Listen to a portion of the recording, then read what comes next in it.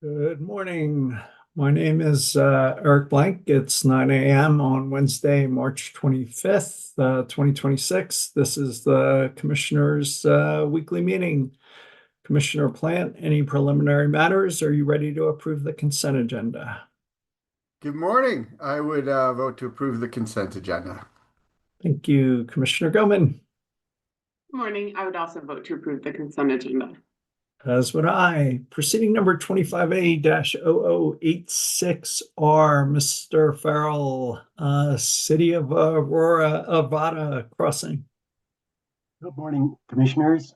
Thank you. Yes, Alan Farrell with Rail and Transit Safety Section here for discussion on 25A-0086R, and I will now address that material. On February 26th of 2025, the City of Arvada filed an application requesting authority to construct a temporary at-grade crossing, remove the existing at-grade crossing, construct a permanent grade separation underpass, and request cost allocation of the permanent grade separated underpass pursuant to PUC Rule 7207 at the crossing of West 72nd Avenue across the tracks owned by Union Pacific Railroad Company, or UPRR, in the City of Arvada. By decision number C25-0306-I, issued April 18 of 2025, the Commission deemed the application complete and referred this matter to an administrative law judge for determination of the merits of the application. The Commission also acknowledged UPRR's intervention. By decision number R25-0759, issued October 27, 2025, the Commission granted Arvada's amended application and ordered Arvada to construct a temporary at-grade crossing, remove the existing at-grade crossing, and construct a permanent grade separation underpass at West 72nd Avenue, and remove the temporary at-grade crossing. In the decision, the Commission ordered Arvada to notify the Commission in writing when the work is complete and to update the US DOT crossing inventory form for the crossing. The Commission stated that it expected these documents to be filed in the proceeding by December 31st of 2028. And finally, decision number 25-0759 closed the proceeding. On February 27th of 2026, Arvada filed a motion for leave to file a motion to withdraw application pursuant to Rule 1309D of the Commission Rules of Practice and Procedure. It attached the motion to withdraw application as Attachment A to its motion for leave. In support of its motion, Arvada states that increases in construction costs for the project have made it financially infeasible to construct the proposed grade separated crossing as proposed by the application. Arvada states that Arvada and UPRR are the only two parties to this proceeding, and the counsel for Arvada conferred with counsel for UPRR, who indicated they did not oppose the requested relief. In support of its motion to withdraw, Arvada states that since approval of the application, Arvada has expeditiously worked to proceed towards construction of the project. As part of this work, Arvada worked with its consultants and UPRR to update all of the cost estimates associated with the project. This process has revealed substantial increases to the project cost, which were not anticipated at the time of filing. Construction costs have escalated significantly due to market conditions, material pricing, labor availability, and project complexity. The current estimated construction cost in 2026 is approximately $137 million compared to the original estimate of $64.5 million. This represents a funding shortfall of approximately $72.5 million. This increase in project cost has far exceeded any reasonable expectation of increases in project costs.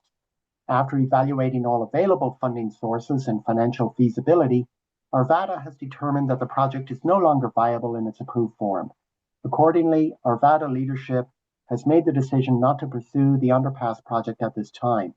This decision was made based on fiscal constraints and does not reflect a change in Arvada's recognition of the need for transportation, safety, and mobility along the 72nd Avenue corridor.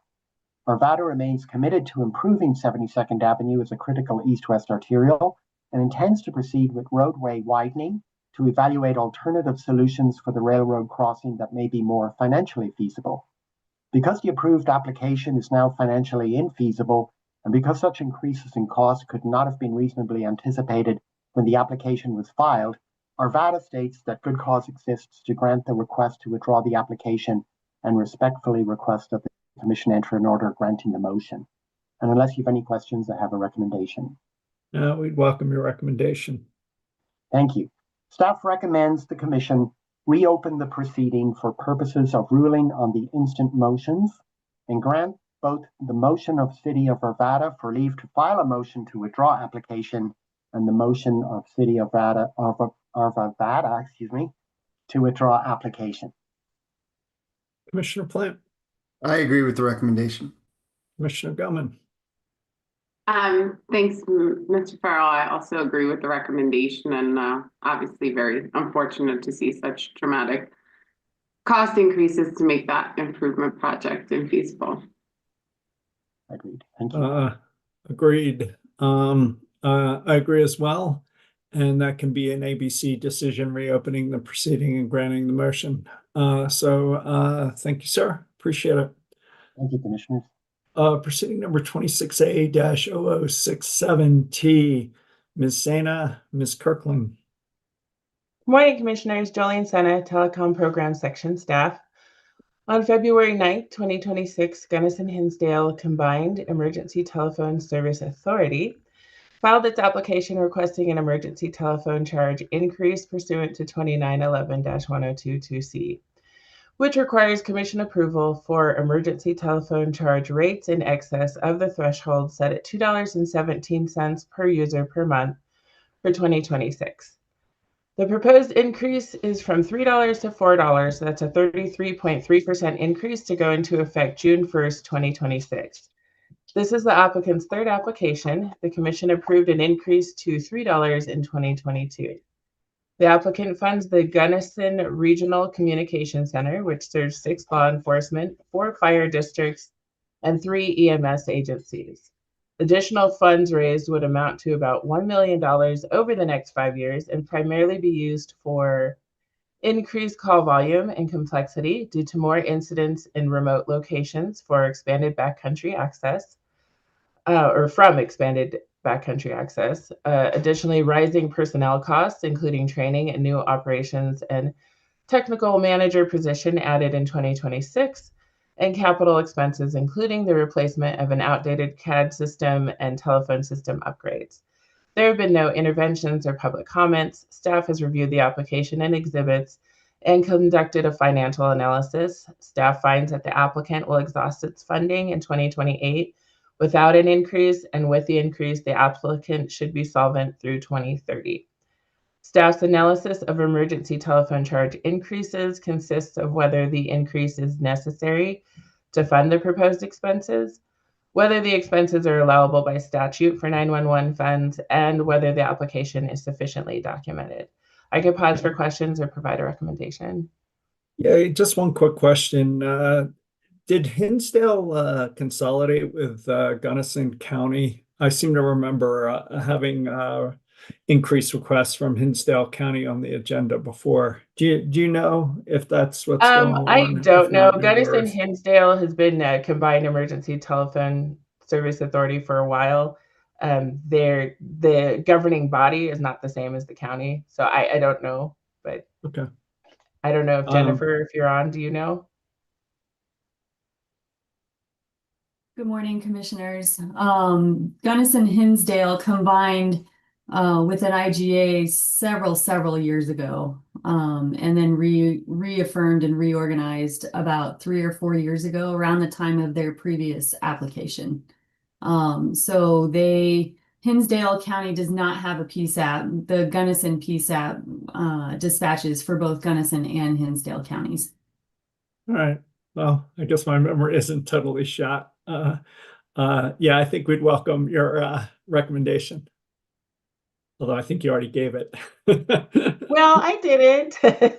I just described how we do the analysis. But yeah, I do recommend granting approval of the application. Is that oh, go ahead. Sorry. Yeah. Commissioner Plant. I agree with the recommendation. Commissioner Gilman. I also agree. As do I, and that can be an ABC decision deeming the application complete and granting it. And in the future, Ms. Sana, you and I can work on our timing. Okay, thank you. Sorry. Thank you. Let's see. We have 3 Excel resource planning cases on the agenda today that I'd like to take up sequentially. I'm going to propose we start with 25V-0480E, the Comanche 2 variance report, which seems far and away the most consequential. And then we'll go to 21A-0141E, the 2021 ERP. And then we'll conclude with 24A-0442E, the JTS triple R. So, Mr. Eden, you want to lead us through the thicket in front of us? Sure, yes. Good morning, Commissioners. I'm Michael Eden with your advisory team. So Public Service Company of Colorado filed its Step 1 Comanche report in proceeding number 25V-0480E on March 2nd, 2026. The Step 1 report includes updates on the repair of Unit 3, updated loads and resources, or LNR tables, and an initial discussion of possibilities to address ongoing resource needs. For Step 2, Public Service will file an application on or before June 1st, 2026, addressing additional variances or resource approvals that would help with near-term and mid-term resource adequacy. One of the most notable updates in the Step 1 report was that there have been delays in the repair of the Comanche Unit 3 coal-fired power plant, from which the company has 415 megawatts of accredited capacity. Public Service initially expected the plant to return to service in June of this summer, but now expects the plant to remain unavailable until August. In its Step 1 report, Public Service also provides updated LNR tables showing the company's capacity position for 5 years, beginning with the summer of 2026. In these updated LNR tables, however, the company assumes that Unit 3 will be available for the summer of 2026. The company also provides a discussion of certain categories of potential capacity resources for continued evaluation in advance of the Step 2 application.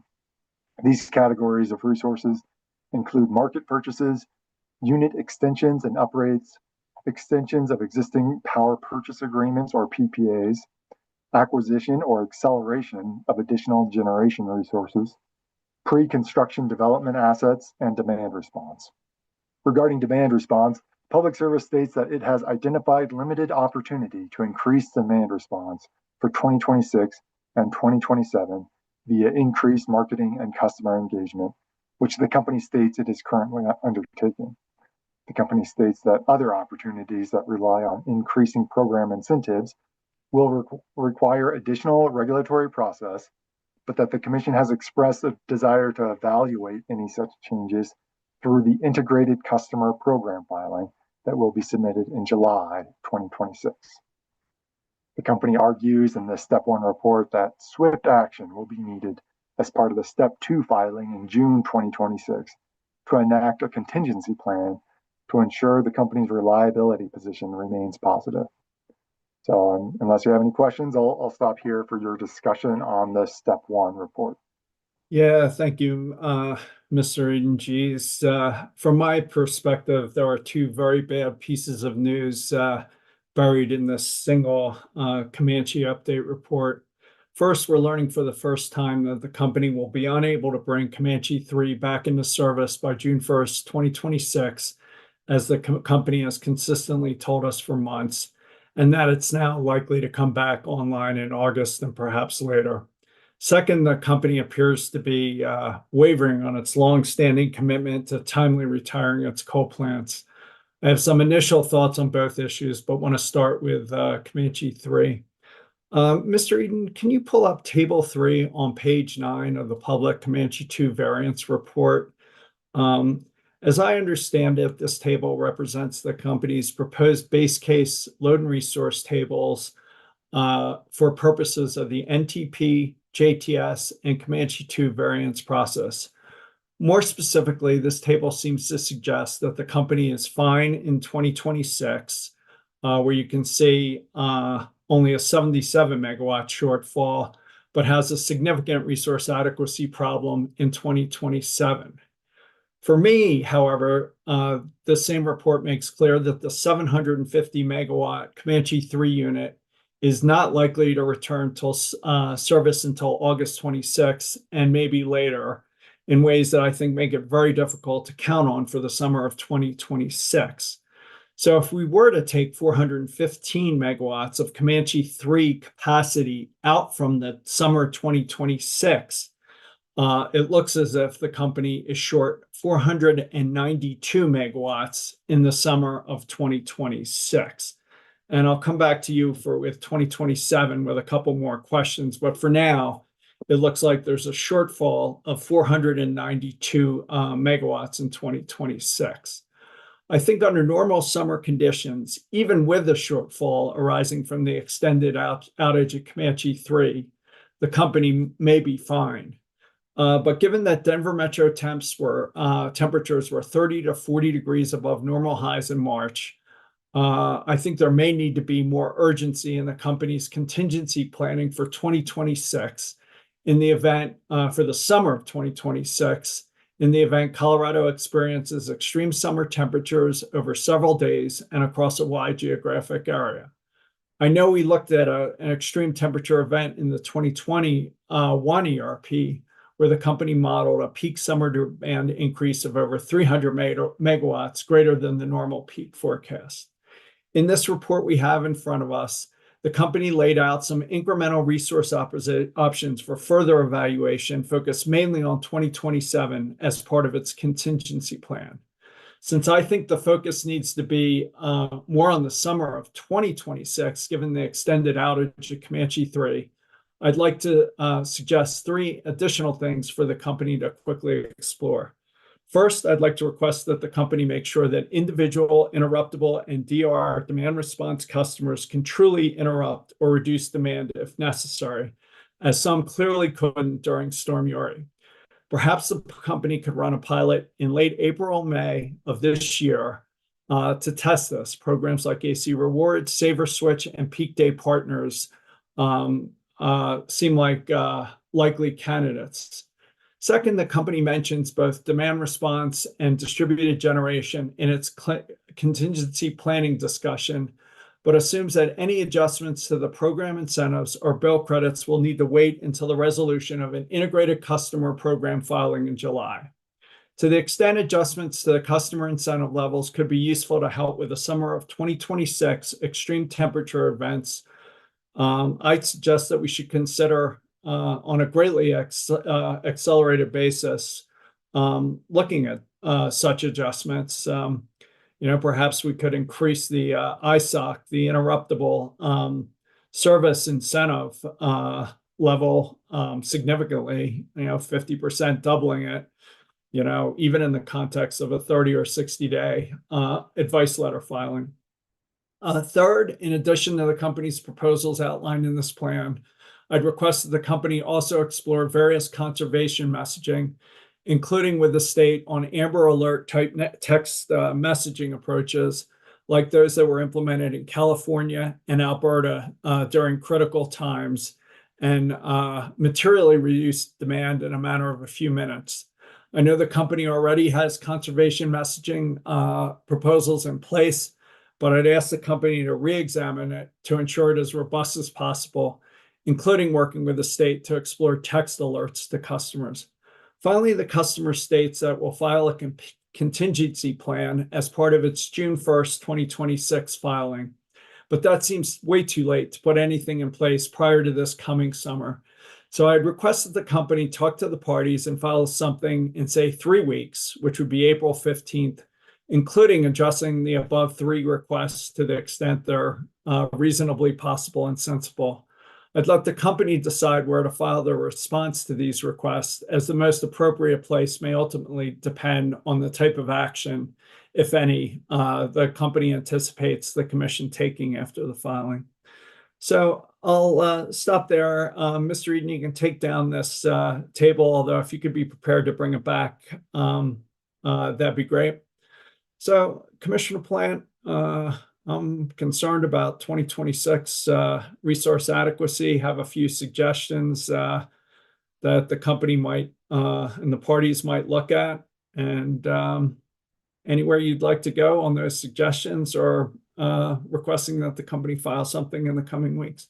Yeah, no, I agree with those. I think looking beyond even just the ISOC, but looking at how we might be able to accelerate some of the storage options for customers and on the distribution system, frankly, in targeted areas. I think, we have an opportunity. I mean, clearly we've got, I mean, not to state the obvious, but we have a real problem with Comanche 3. I agree with you. I mean, now that they're delaying the expected start to August, and again, we don't know, could be later than that.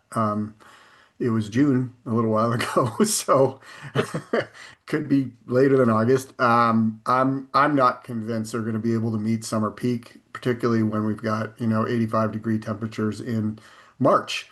So I don't even know when the summer peak is going to come. It's very likely it could come earlier.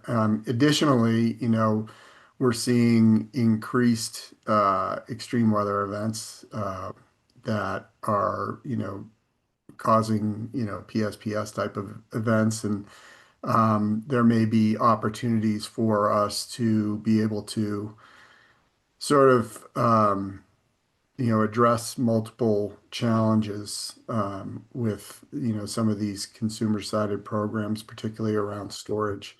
If we can get peak control, but also have that available, particularly in those communities that are in high wildfire risk zones, for ameliorating some of the problems that they have within the PSPS, which are continuing to sort of plague people. I think that's a good thing for us to try and advance.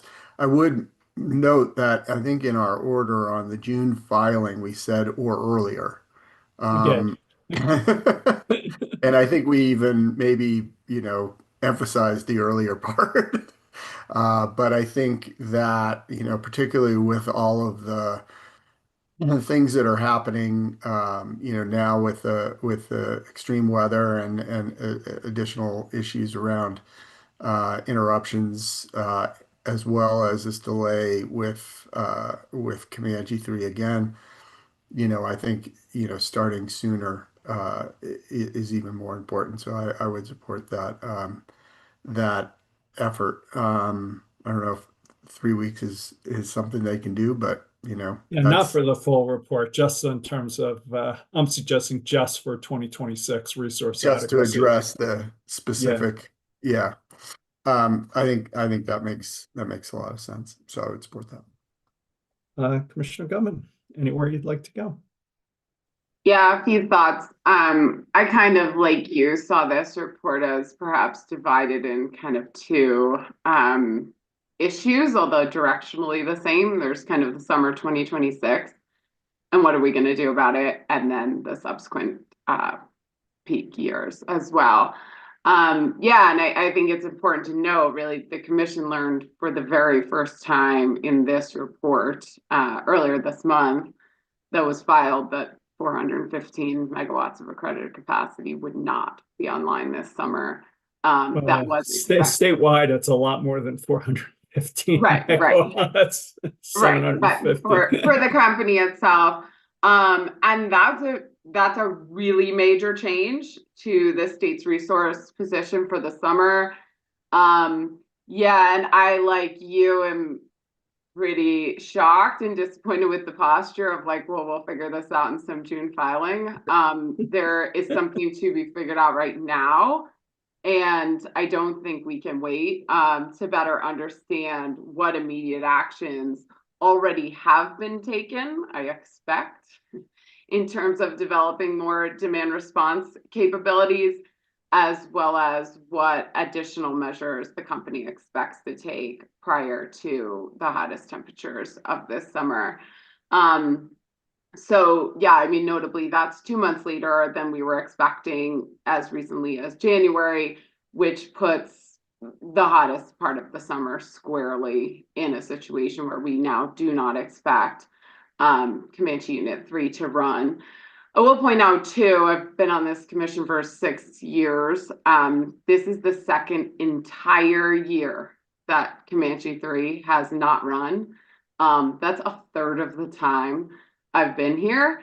And that's only with these 2 major outages. There have been a lot of other outages. It could be as close to half the time that I've been here that this unit has not been available to run and aid the state in its capacity position to meet the summer peak. So one thing that's somewhat rich, I guess, in this report is looking at the posture of Comanche 3 in being a reliability asset in the future. I think you would have to suspend a lot of what we have frankly seen and experienced with the plant to see this as a reliability asset, given that my personal experience is it has not been available a dramatic percent of the time. So clearly, this is all more than just a table, right? Like there's a history involved with some of these plants that clearly needs to inform how reliable we actually see these assets as being helpful to meet peaks in the future. And unfortunately, that history is very difficult with regard to that particular plant. So let's see. There's a few other interesting things in here. I mean, I don't think we need to pick up all of it. Although I just say let's focus on the 2020 on Comanche 3 and the 2026 issues. I'm going to have some comments on the broader issues and sort of wavering on the commitment to retire the other coal plants in a second. So, okay. Yeah, so I really agree with everything you've said. I mean, and frankly, if we look at the orange alert of last summer, demand response came through huge for the company and very much kind of saved the day on ensuring that the system could meet that peak by contributing 351 megawatts at that point in time.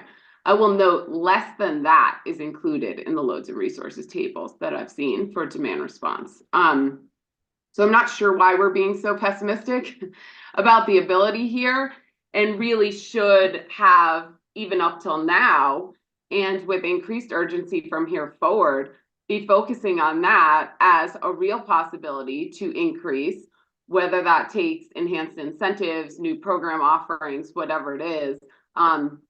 Certainly, we shouldn't be looking at this summer's filing as a reason to delay or a reason to not make decisions in the short term. Rather, that directive was really intended to supercharge the company's focus on demand response as a very real resource that has really more options than have even been deployed, which likely has a deeper and more reliable resource than the company has expressed in the past. And so it would be pretty perverse to see that as a reason not to see this as a main part of the solution for summer 2026. And clearly, if the company thinks there are enhanced incentives or other program offerings, many of which they should have already been looking into in order to prepare that 2026 filing, I would expect those have already been vetted by the company and should be deployed immediately with the proper process. There are very few resources you can develop and deploy in a matter of months. And we need to take very seriously those that we can to avoid a pretty serious situation this summer. Do those go directly to the company's bottom line? No, in a lot of circumstances they don't, but we need to make a choice here, and we need to deploy what can be deployed now. Whether or not that's the best for the company's profits, we need to make a decision that the most paramount issue here is the system reliability, and the company needs to take those programs very seriously and look at expanding those at a pace they have not in the past. I will point out a lot of what we've been saying for years is to prepare for this circumstance, to say, you better know the resource, you better know the reliability, the depth, and the options to really get more load control here in case it comes to that. And it may come to that. And I wish more had been done in the past, but there's no choice now. They really have got to take those programs more seriously. So I think the specific steps you laid out certainly work.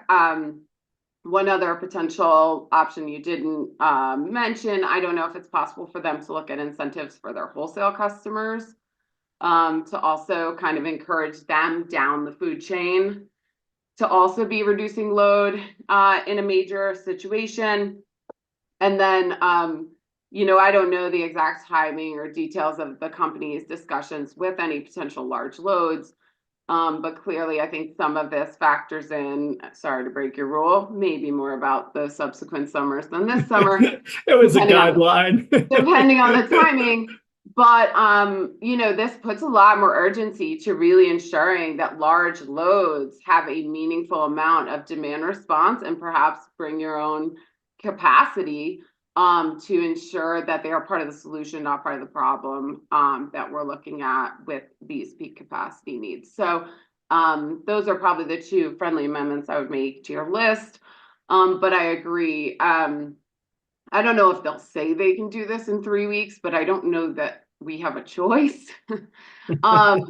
So June is not going to work. We need them to address summer 2026 immediately and be very clear about what they have investigated and what additional steps they're looking at deploying before the summer. All right, so it sounds like there's a 3-0 vote to have a filing April 15th. It sounds like you both would maybe the ABC order can contextualize where we're at based on Commissioner Gilman's comments on DR during the orange alert, some of the history with Comanche 3. In addition to the 3 things I mentioned, we'll talk about incentives for wholesale customers, large new loads, either having demand response or bring your own generation, and Commissioner Plant's comments about storage and distributed generation. So I'll just ask you, we're not done our discussion yet, but on this piece of it, Mr. Eden, does that give you what you need for an ABC order? And then I'll confirm with my colleagues that they agree with my characterization or would say it differently. Mr. Eden? Yeah, that gives us what we need. We'll issue the decision in the 048E proceeding that allow the company to choose which appropriate proceeding is best to make that response. But the response will be due April 15th, and we'll include your discussion, including reiterating the Commission's earlier directives that June 1st was the latest date, but that earlier would be encouraged. Yeah, and we'll come back to that in the 2027 discussion. But Commissioner Plant, anything you'd say differently, or does that capture where you're at? Yeah, that captures it. Commissioner Gilman? Yes, I agree. All right, as do I. Mr. Eden, can you just put up that table for one second, that same page 9 table? I just have 2 sort of math questions.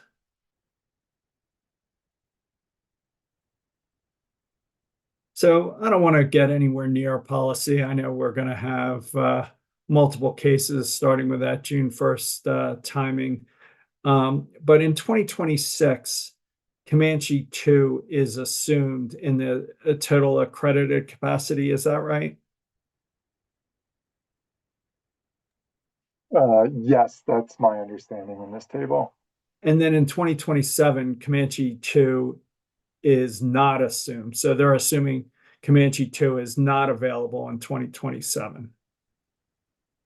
Is that correct? I believe that's right. There's subsequent tables that kind of break through the different alternatives of which coal plants are assumed online and which are not. But going from memory, I believe that's correct in regards to this table. So I guess the intuition, my simple intuition, is that 2026 is going to be way more of a problem, both for the company and maybe the state, because in 2026, we're not going to have the 750 megawatts of Comanche 3, but in 2027, we will. And in 2027, we'll have more time and more options. Is that a fair characterization of how you see this?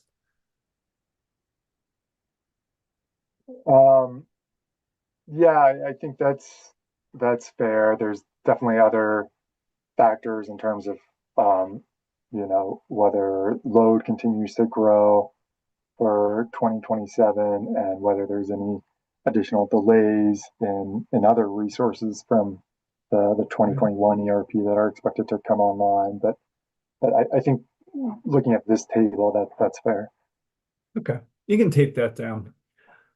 On the second piece of what I would characterize as really bad news, it appears that the company is now wavering on its long-standing commitment to retire its coal plants in the coming years and proposing that we start taking up these issues in the June 1st, 2026 Step 2 application filing by the company. I mean, for me, this is a very big deal and puts into question something the state's been committed to for years. I know in our prior decision, we largely adopted the timeline of the Step 2 application, which the company and the state agency supported. And maybe we shouldn't change course now without further guidance from the parties in the company. However, as you referenced, Commissioner Plant, and I just reiterate, our directives from the December 2025 decision that the Step 2 application must be filed no later than June 1st.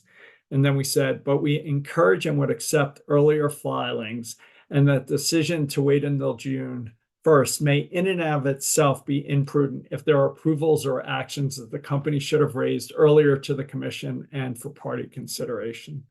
So we'll see what we hear from the parties. I don't even know where to ask them to file.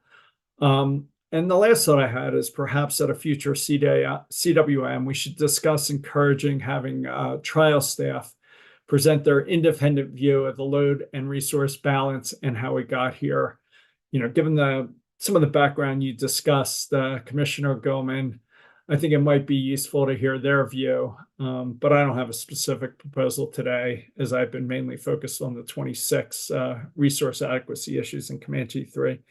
So just opening up the discussion anywhere you'd like to go beyond Comanche 3 in 2026, based on sort of the wavering commitment from the company to timely retire the coal plants. Start with you, Commissioner Plant, and then go to Commissioner Goman.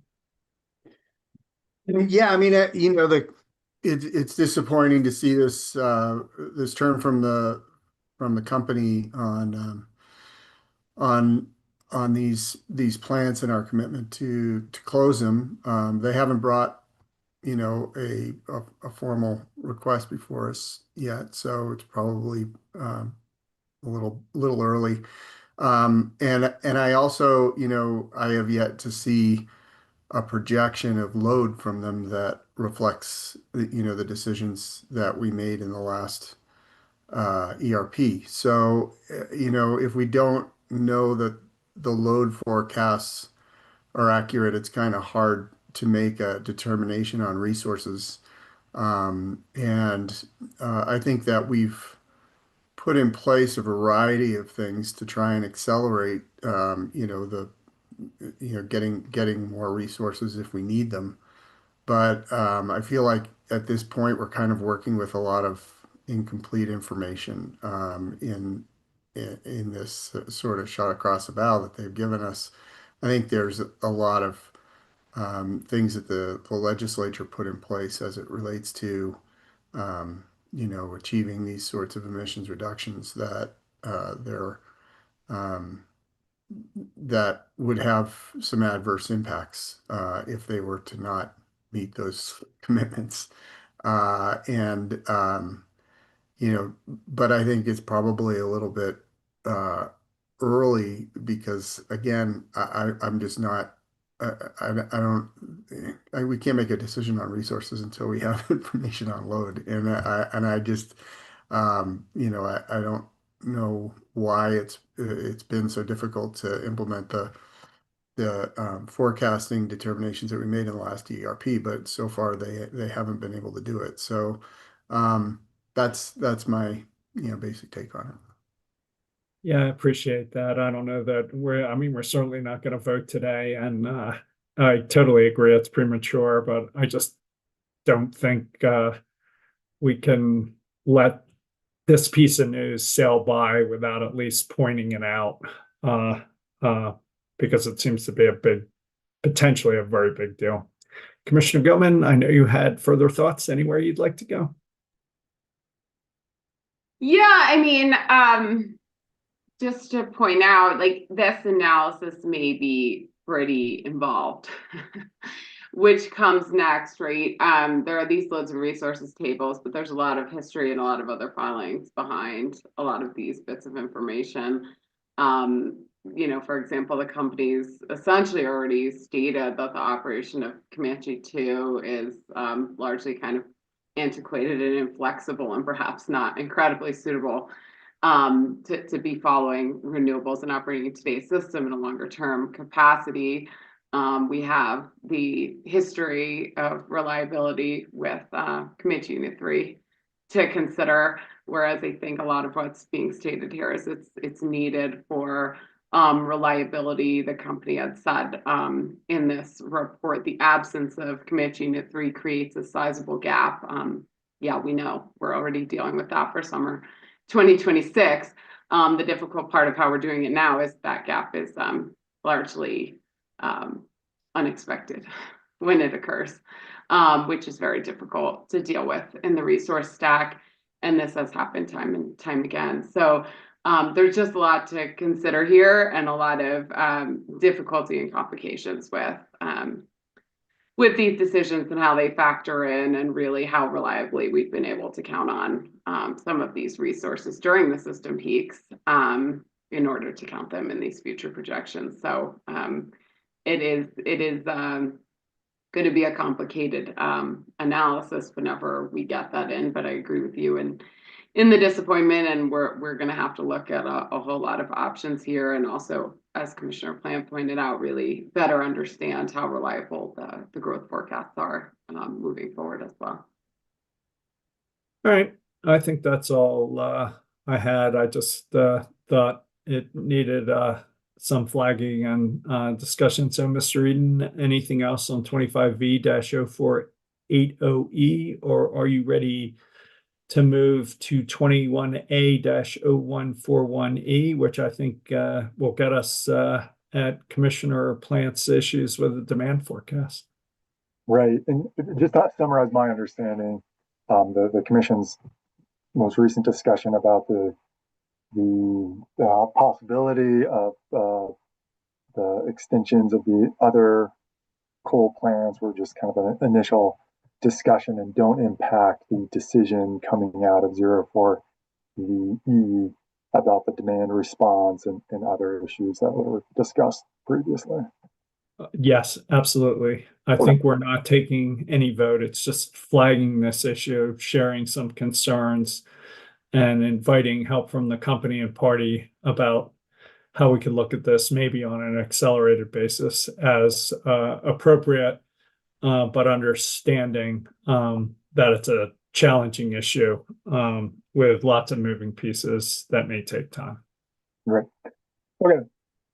Sure. So moving on to proceeding number 21A-0141E, which is the near-term procurement or NTP. The company filed an updated loads and resources, or LNR, table on March 2nd, 2026 in this proceeding. And before I get into the details of the LNR tables and their underlying assumptions, I'll present some more context. The inclusion of prospective large load customers in the load forecast was one of the most contested issues in phase one of the Just Transition Solicitation, or the JTS, in proceeding number 24A-0442E. In the JTS phase one decision, the Commission made clear that large load customers must first sign both an electric service agreement, or ESA, and an interconnection agreement, or IA, with certain customer protections before their prospective load would be included in the load forecast. In addition, the phase one decision directs Public Service to file 30 days prior to issuing the base RFP, a complete list of the modeling inputs and assumptions, and that such updates must be consistent with the Commission directives, including those regarding large loads. In the subsequent decision ruling on applications for rehearing, reargument, or reconsideration, or triple Rs, the Commission maintained its initial directives and rejected the company's argument that distribution level customers should be exempt from the large load tariff. In the compliance report that Public Service filed on March 2nd, Public Service states that the revised LNR tables incorporate an updated load forecast that, quote, comports with the Commission's directives and the JTS, end quote. The company further expresses its intent to use this updated load forecast for purposes of the base request for proposals, or RFP, in the JTS. Then subsequently, on March 13th, the company filed a notice regarding informational filing of load forecasting work papers. So in this load forecasting notice, Public Service states that its updated load forecast is, quote, generally consistent, end quote, with the Commission's directives and the JTS. The company goes on to specify that for transmission-connected large loads, only previously approved large loads are included in the forecast. For distribution-connected large load customers, the load forecast includes select customers for which, quote, there are long-running plans for expansion, end quote. The load forecasting notice also provides brief explanations regarding changes to the load forecast associated with electric vehicles, or EVs, and beneficial electrification, or BE. The load forecast provided in the load forecasting notice is identical to what was provided in the March 2nd compliance report. So I'll pause here for your discussion on the compliance report and load forecasting notice, or if you prefer, I can offer some initial analysis and recommendations to start your discussion. I think we'd welcome an initial recommendation and analysis. So thank you. Sure. The updated load forecast the company provides in the compliance report and the load forecasting notice appears inconsistent with the Commission's JTS directives. For instance, in Public Service's explanation of which large loads are included in the load forecast, the company does not indicate that all large loads with assigned IA and ESA are included. Instead, the company seems to include transmission-connected large loads that the Commission previously approved and distribution-connected large loads that have long-running plans for expansion. There is no requirement, however, for the Commission to approve large loads before they are included in the load forecast. Likewise, the standard isn't that all distribution-connected large loads be included if they have long-running plans for expansion. More fundamentally, the company's triple R proposal to distinguish large loads based on whether they're taking transmission service or distribution service was expressly rejected. Advisors also note there appears to be certain changes to the updated load forecast compared to what the company submitted in its JTS rebuttal testimony. For instance, the impacts of time of use and treatment of demand-side management appear to differ. Given that Public Service has indicated it intends to use the updated load forecast and the JTS, the Commission should direct Public Service to address the apparent inconsistencies and confirm that the load forecast used for the JTS will comply with all JTS requirements, including the established standard for determining whether a large load is included in the load forecast. We recommend the Commission direct the company to file responses in the NTP proceeding no later than April 15th, 2026. In addition, while there's no need to change the existing directives in the JTS, the Commission should remind Public Service that for purposes of the updated load forecast to be submitted in the JTS prior to the base RFP, such load forecast must be entirely consistent with JTS directives, and the company should strive to make those JTS filings as transparent, clear, and public as possible. Commissioner Plant, what do you think?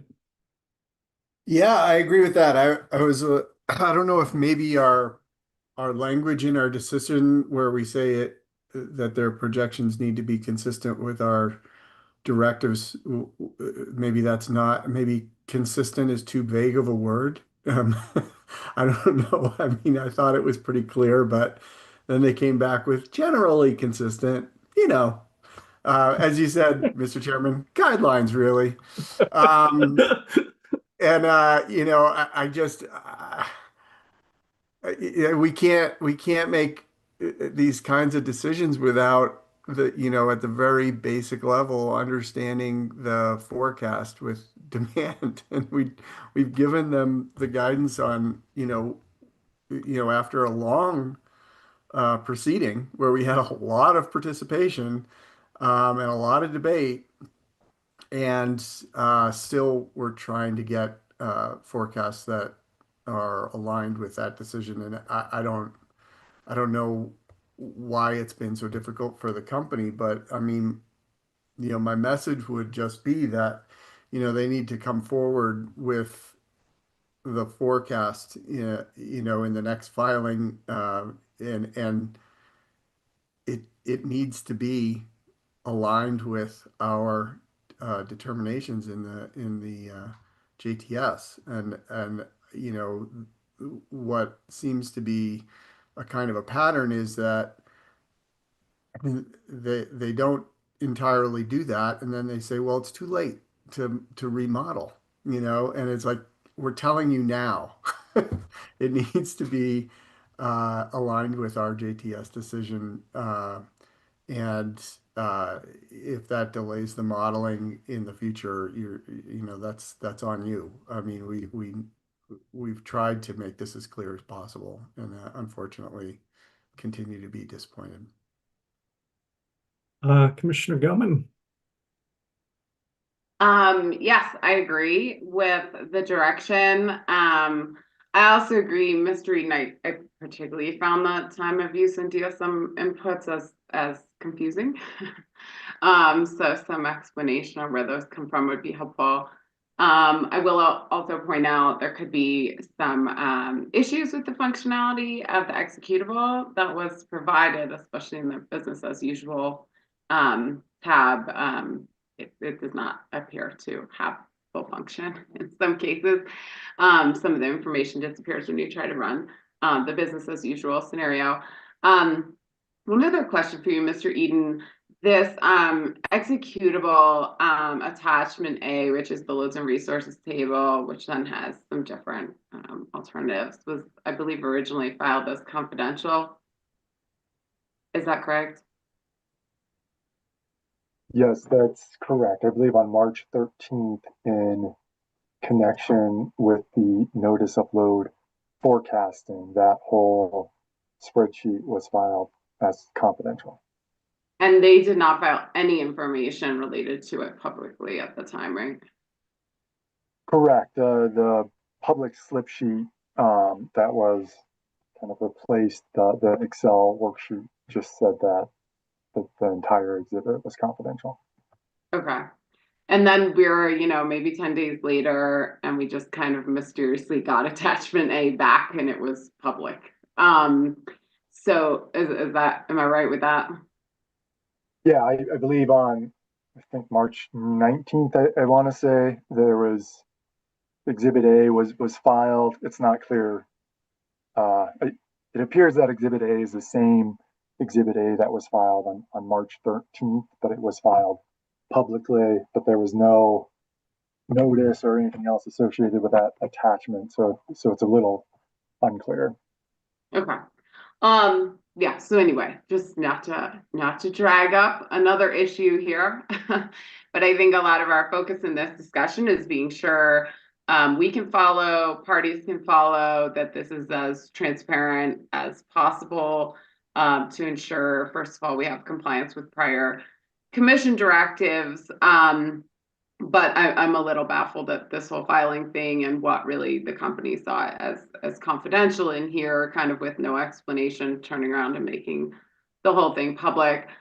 Do appreciate them refiling it as public, but I'm a bit concerned, not instilling confidence here in filing something that looks to be entirely public as confidential in the first go around. So just want to point that out. But otherwise, I agree with your directives here and would just encourage them to check the functionality, especially of the business as usual modeling, and provide us some explanation, as you said, specifically on the time of use and DSM assumptions as well.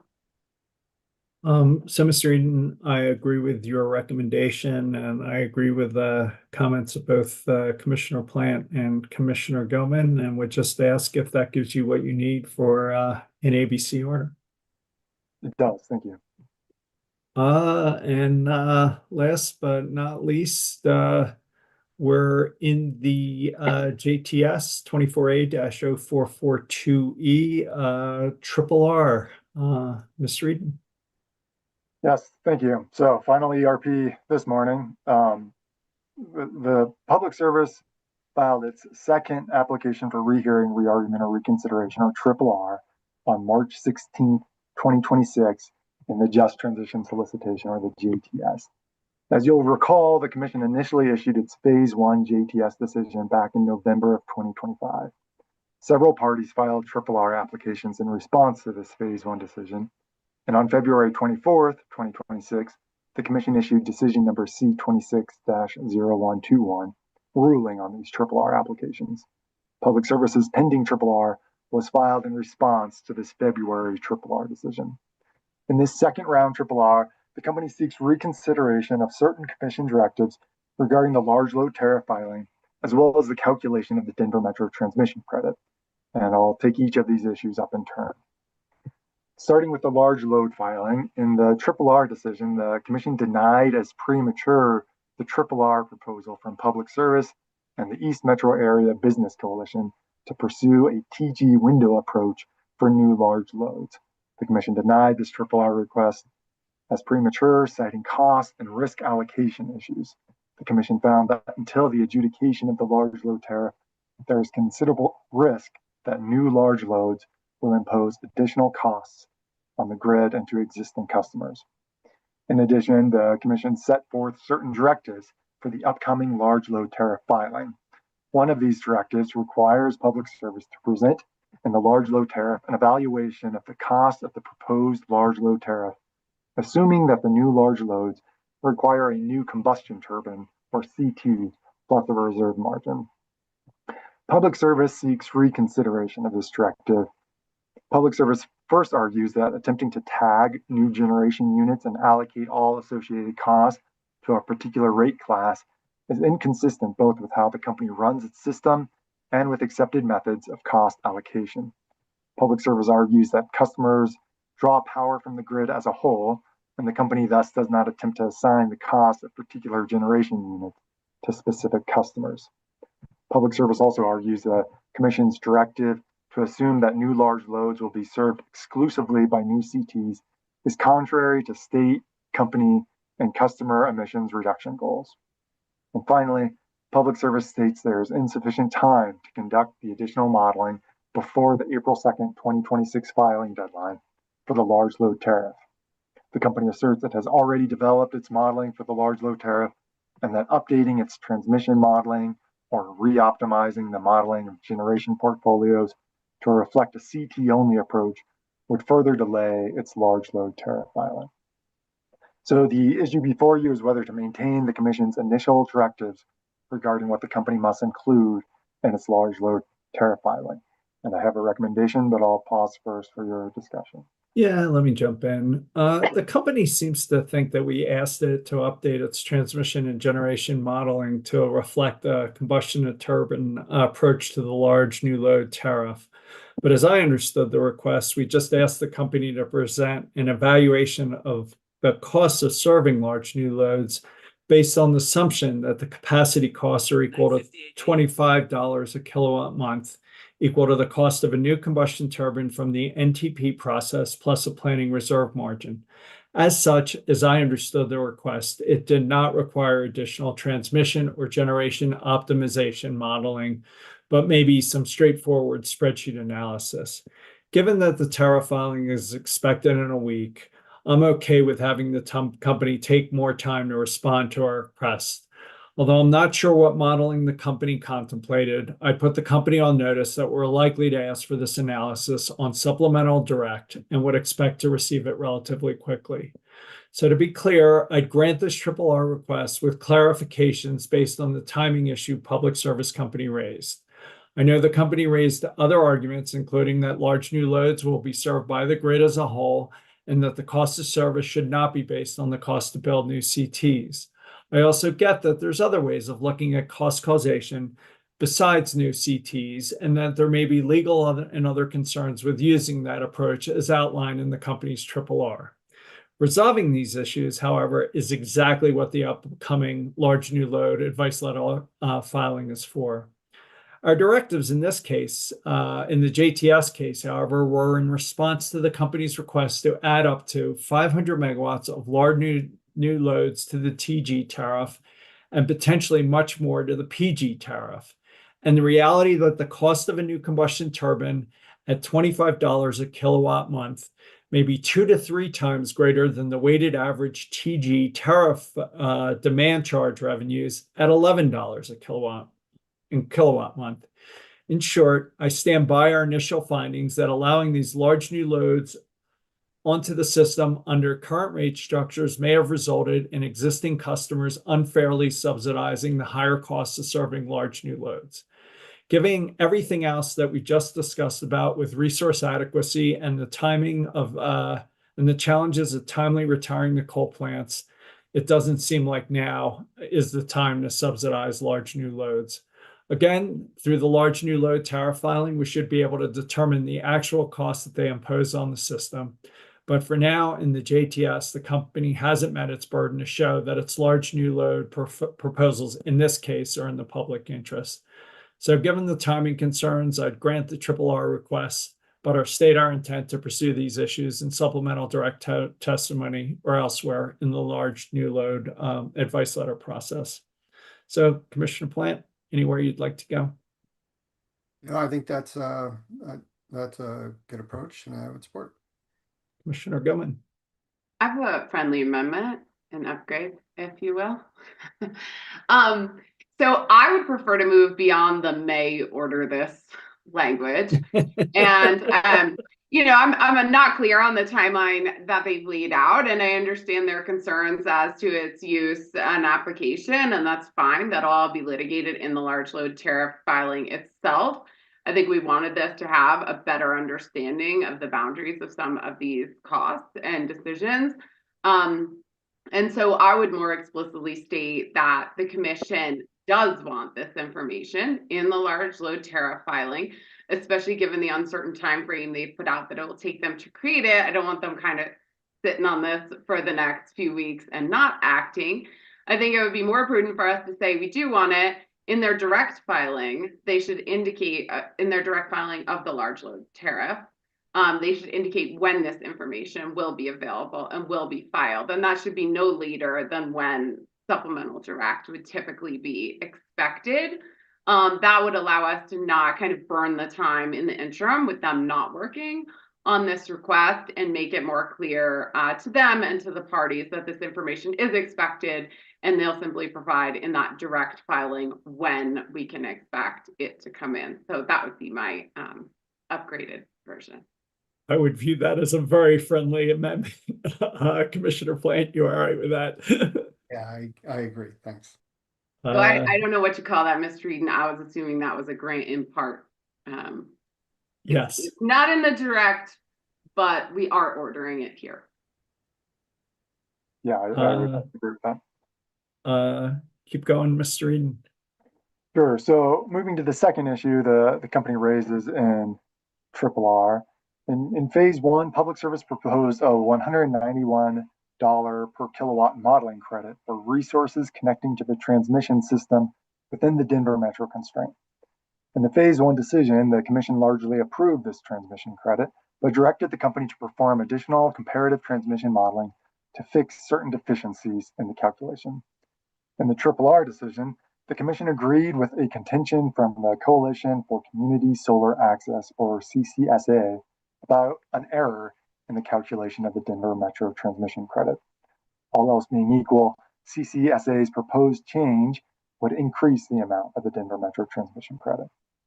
Separately in the RRR decision, the commission granted in part the company's RRR request to extend the time to submit updated phase one modeling.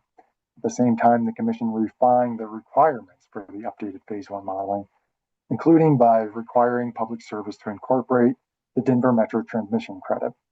The RRR decision specifies that the updated phase 1 modeling must be filed by April 2nd, 2026. So in its second round RRR, the company states that it will apply the revised modeling credit in phase 2 of this proceeding, but asks the commission to allow it to use the unrevised value for the Denver Metro transmission credit and the updated phase 1 modeling. The company explains that it began the phase 1 modeling immediately following the original phase 1 decision, and that there is insufficient time to redo this modeling with a revised credit and provide the results on April 2nd, 2026 as required. Would you like a recommendation on this last point? Please. Given the company's representation that there is insufficient time to redo the required phase 1 modeling prior to April 2nd, advisors recommend the commission grant the company's RRR on this issue. Commissioner Plant, I agree. Commissioner Govan, I also agree. as do I. And unless there's anything else, I think that can be an ABC order. Mr. Eden, does that give you what you need? It does, thank you. Thank you. Proceeding 24A-0547E. Mr. Mendelson, Ms. Dundas, Public Service Company of Colorado Distribution System Plan. Yes, good morning, commissioners. I'm Mike Mendelson of your advisory team, joined by Ms. Dundas of Commission Counsel. The commission issued its initial decision in the DSP C250903 on December 15th, 2025. An initial set of RRR applications was decided through a subsequent order C260096 on February 12th this year. On March 4th, Public Service filed a second application for RRR in its DSP proceeding relevant to the commission's initial RRR decision.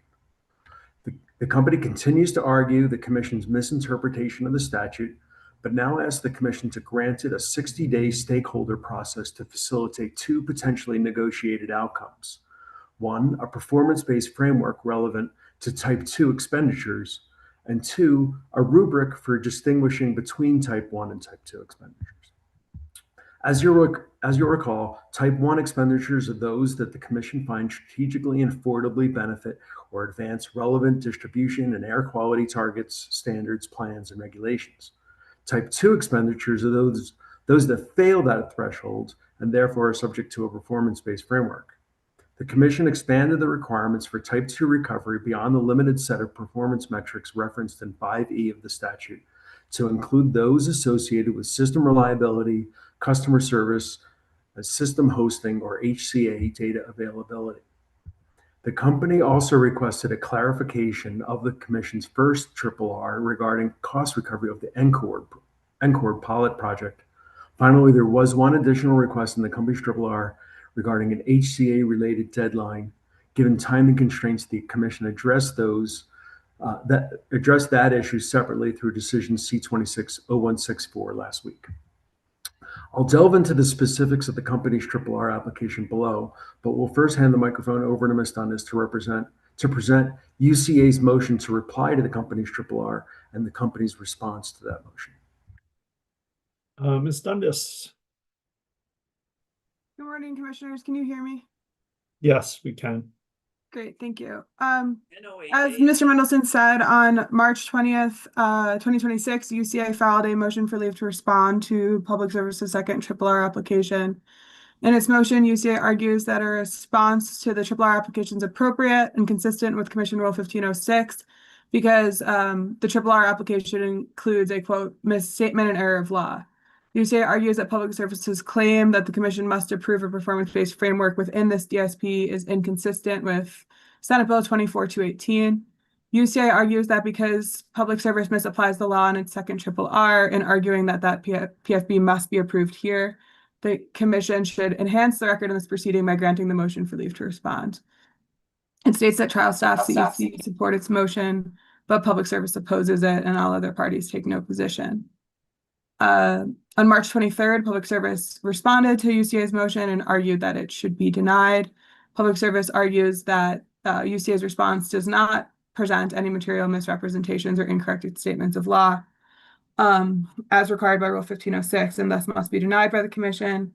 Overall, Public Service reiterates its legal arguments on how best to interpret the statute as presented in the RRR application. can pause here for discussion and provide a recommendation on UCA's motion. Yeah, if you can give us a recommendation, that'd be great. Thanks, Chair. I recommend denying UCA's motion for leave to respond to Public Services RRR application. Consistent with Rule 1506, replies to RRR are supposed to be limited and only appropriate in certain circumstances. The rule states no response to an application for RRR may be filed except upon motion, and the motion must demonstrate a material misrepresentation of fact, incorrect statement, or error of law, an attempt to introduce facts not in evidence, accident, surprise, and so forth. Here, while UCA attempts to paint Public Services statutory interpretation as an incorrect statement or error of law to fit into the RRR response, I would not characterize Public Services claims as an error, though I do generally agree with UCA's interpretation of the relevant statutory provisions. Rule 1506 contemplates only limited responses to RRR applications, and the Commission has other tools available if it seeks further legal briefing. Here, UCA's disagreement and presentation of a different reasonable interpretation doesn't meet the bar of the rule, in my opinion. Well, like you, I agree with UCA's interpretation of the statute, but defer to counsel on the appropriateness of the filing under our rules. So would agree with the recommendation, Commissioner Plant. I agree as well. Commissioner Goman. I also agree. Thank you, Ms. Dundas. All righty. So the first RRR issue we will consider is related to the statutory PBF requirement. The company notes that in its decision on ARRR, the Commission found that a better course to evaluate the PBF, including customer service, reliability, and HCA data availability and usability metrics as appropriate in the company's next DSP and in the rulemaking envisioned in the relevant statute and other proceedings as appropriate. In doing so, the Commission canceled the process required in the initial decision to file a proposed PBF consistent with the Commission's decision early this year. Public Service's second RRR argues that SB 24218, the relevant statute, mandates the inclusion of a performance-based framework within the DSP for recovery of distribution activities to meet legislative goals for proactive planning and investment recovery. Public Service suggests this cannot be fulfilled through separate rulemaking. That is, the PBF must be developed through the DSP process itself. Public Service contends that the current DSP lacks this required framework, thus conflicting with statute. The filing requests procedural steps to develop a framework within 60 days with stakeholder input and Commission approval to enable recovery within this DSP period. That is 2026 through 2028. The company explains that following the 60-day period, it will file a motion and a proposed via consensus if possible. Public Service suggests responsive comments would be due 21 days later, and the company would file a reply within 14 calendar days thereafter. After completion of these procedural steps, it requests the Commission issue a decision within 30 days of the reply filing. I'll note that Commission advisors are currently preparing for your consideration a draft electric rules NOPR consistent with requirements from the DSP legislation, SB 24218. I'll note that the rulemaking proceeding, as well as the ongoing QSP filings, a forum that evaluates system reliability and customer service, are probably factors you should be aware of in your deliberations today. That being said, the vote before you is, do you approve of the company's request for a 60-day process to potentially develop a PBF? And if you do approve of the stakeholder process, do you have any specific guidance or guardrails for the parties? I'll pause here for your discussion, or kind of offer a recommendation or answer any questions if you like. Yeah, for me, I'll just jump in. I deny the RRR request. I continue to believe that the statutory use of the word may means may and not shall, and as such disagree with the company's statutory interpretation. I'm also concerned that the gap between our view of an appropriate performance-based framework and the company's is quite large and may not be capable of being bridged through a stakeholder process, which for me has often led to disappointing outcomes as an approach for resolving challenging issues. Likewise, at the highest level of this Commission, and apparently the parties don't agree with the company on the interpretation of the statute. So I'm struggling to see how a stakeholder process gets to useful outcome given that fundamental disagreement. Moreover, I think the regulatory agenda is jammed with two company rate cases, a large new load tariff filing, and as of today, near-term resource adequacy issues that may make it difficult to get meaningful stakeholder participation, let alone commission oversight. In addition to the resource constraints, we've already reviewed the company's performance-based framework proposal, found it deficient, and tried in our initial decision to give the company guidance on how to rectify it, which the company basically completely declined to pursue. So instead of relitigating this yet again for a third time, I just deny the RRR and stick to our prior decision and leave it to the rulemaking process to develop the framework, which seems like a cleaner approach. Having a stakeholder process going on with a rulemaking process seems messy. So I deny the RRR, but curious to hear where you're coming from, Commissioner Plant. Yeah, I think that's probably the cleanest way. I think, I'm not, fundamentally opposed to having a stakeholder process and coming back. But the challenge is that we already proposed that once it was rejected. The company is continuing to claim that, having additional criteria within a performance framework then somehow conflicts with statute, which I just, it makes no sense to me. I think the statute says that the performance framework must consist of, and then it lists three things. Somehow adding things to that, the company is claiming makes it so that those don't consist anymore. It's like if you order a cup of coffee, your cup contains coffee, but if you add milk, it still consists of coffee. I don't get where they're coming from here. And that doesn't give me any confidence that when they finish a stakeholder process, they're going to actually come back with the things that we've asked for. I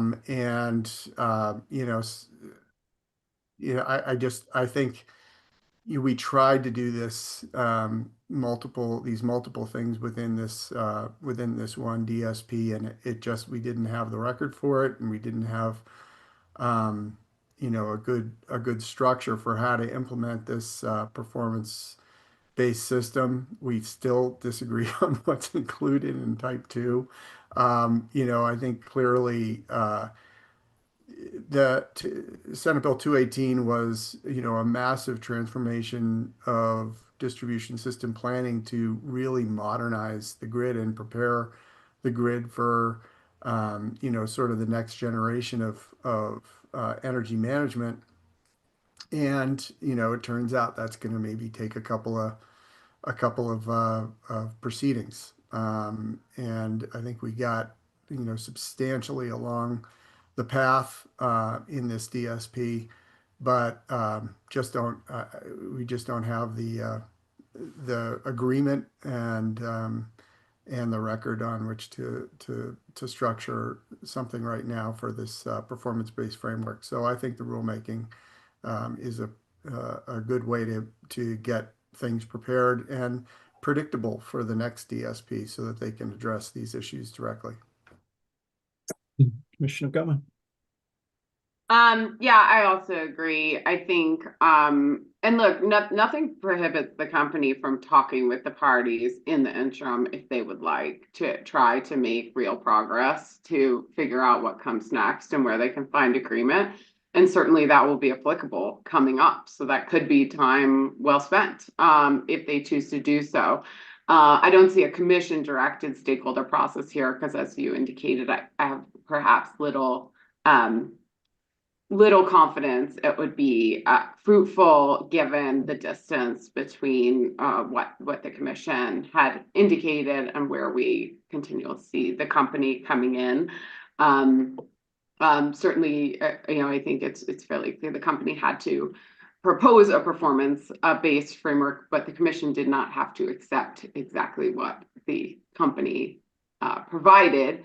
And in fact, we indicated they were quite far apart from what the commission saw as an acceptable solution. And as you indicated on the first triple R, we didn't feel as though they were really willing to work on this with us. So I do think the rulemaking is the prudent next step here. And will also avoid us relitigating a bunch of issues from this DSP. That is not the point of this. And I think this triple R I was a bit confused if that's where we would end up. And so I think it is cleanest, and as a matter of fact, I think this kind of triple R is a little late to the party. We've been discussing how we'll come to a performance-based framework, and now it's being discussed in other proceedings. It's being brought to the rulemaking, adding a third or fourth lane of where this might be discussed is probably likely to confuse matters rather than simplify them. And so for what it's worth, we're kind of past dealing with it here, and it is being discussed in multiple other venues, and expect that rulemaking to come forward sooner than later. And that to me seems like an appropriate place to deal with it. And as you mentioned, Commissioner Plant really set the appropriate expectations for the next DSP, so this can be done in a more coordinated way. Mr. Mendelson. Alrighty, I would like to turn it back to Ms. Dundas to speak about the company's specific argument that the PBF has to be developed in this DSP process itself, and that particular legal argument. Ms. Dundas. Thanks, Mr. Mendelson. I think your discussion covered pretty much all of that I was going to say, but if acceptable, I'd suggest including findings in your order related to this decision point that say something along the lines of that Section 5 of 42132.5 is clear the utility must present a PFB within the DSP filing. Section 5E reads that the DSP must include a performance-based framework. However, just because a utility must include a performance-based framework in its DSP filing does not mean the commission must ultimately approve that as part of the DSP. As with any application, the commission must determine whether the applicant's proposal is supported by the record and whether the proposal is in the public interest. This is also consistent with the DSP statute itself, which reads that a utility shall file a plan subject to review, approval, modification, or denial by the commission. In reading sections 5A and 5D of 40-2132.5 together, the commission plainly has the authority to evaluate the sufficiency of the company's performance-based framework presentation within the DSP filing. And that's bolstered by the fact that down below in section 7B3, the statute reiterates that the performance-based framework approved by the commission pursuant of section 5E. Each provision suggests that the commission has the authority to approve, deny, or modify this subpart of the DSP. So in short, while Public Service is correct that it must have included it within its filing, that does not require the commission to have ultimately approved the proposal. And then quickly moving to the second part of the question, whether the PFB must be developed within the DSP process. Section 7B3 does plainly read that the performance-based framework approved by the commission pursuant to section 5E will occur through the distribution system planning process. However, the commission often makes rules that dictate the filing requirements or evaluation requirements for specific type of application filings. The commission can establish the performance-based framework criteria in a rulemaking if it chooses to do so, likely with implementation through the DSP process in the future. And I suggest that that's consistent with commission practice and a sensible reading of Senate Bill 24-218. So I just suggest confirming before I move on that those findings along those lines can be included in the decision as well. Yeah, please. I think it's very consistent with what Commissioner Gilman said. But Commissioner Plant? Yeah, I have nothing to add. Commissioner Gilman? I agree. Thank you, and apologies for repeating Commissioner Gilman's. It's good to have the sites and in council form. So thank you, Ms. Dundas. Mr. Mendelson. All righty. So the second triple R issue relates to AHR investment standards. Here, this is a bit similar to the first issue presented.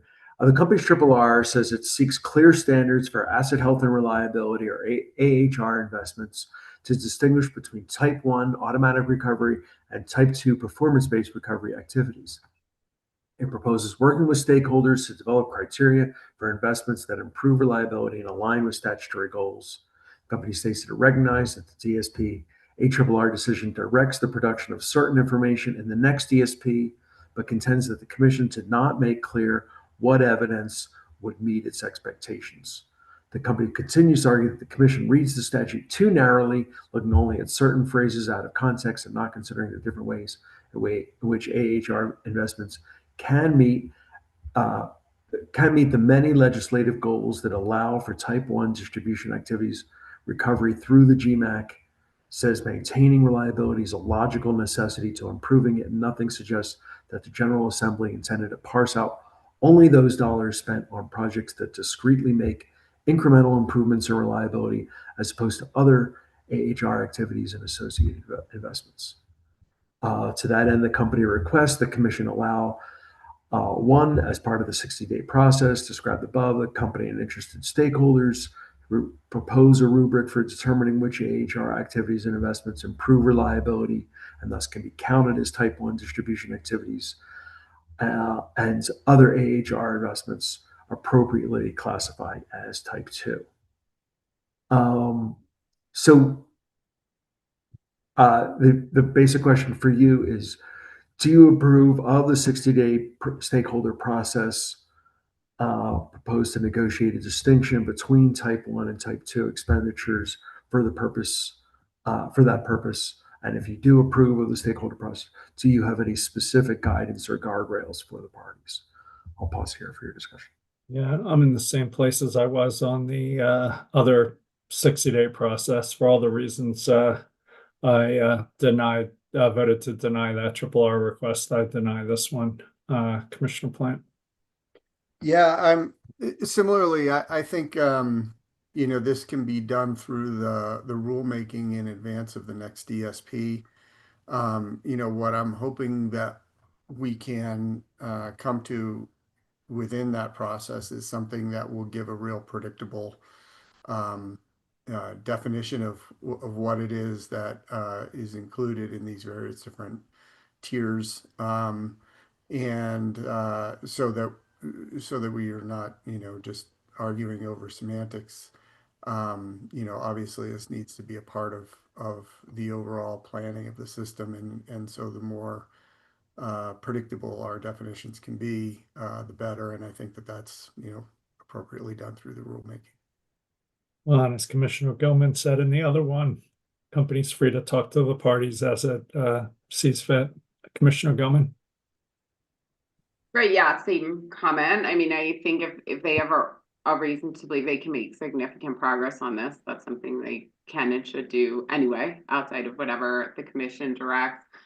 But yeah, I generally agree. I think as we move the performance-based discussion into the rulemaking, there will be likely significant discussion there about metrics and how to determine what improvement looks like and where that rests. And that's kind of central to this issue. So it would be a little odd to have these different lanes of discussion going on at the same time. It seems it could be pretty squarely related to that as we go into that.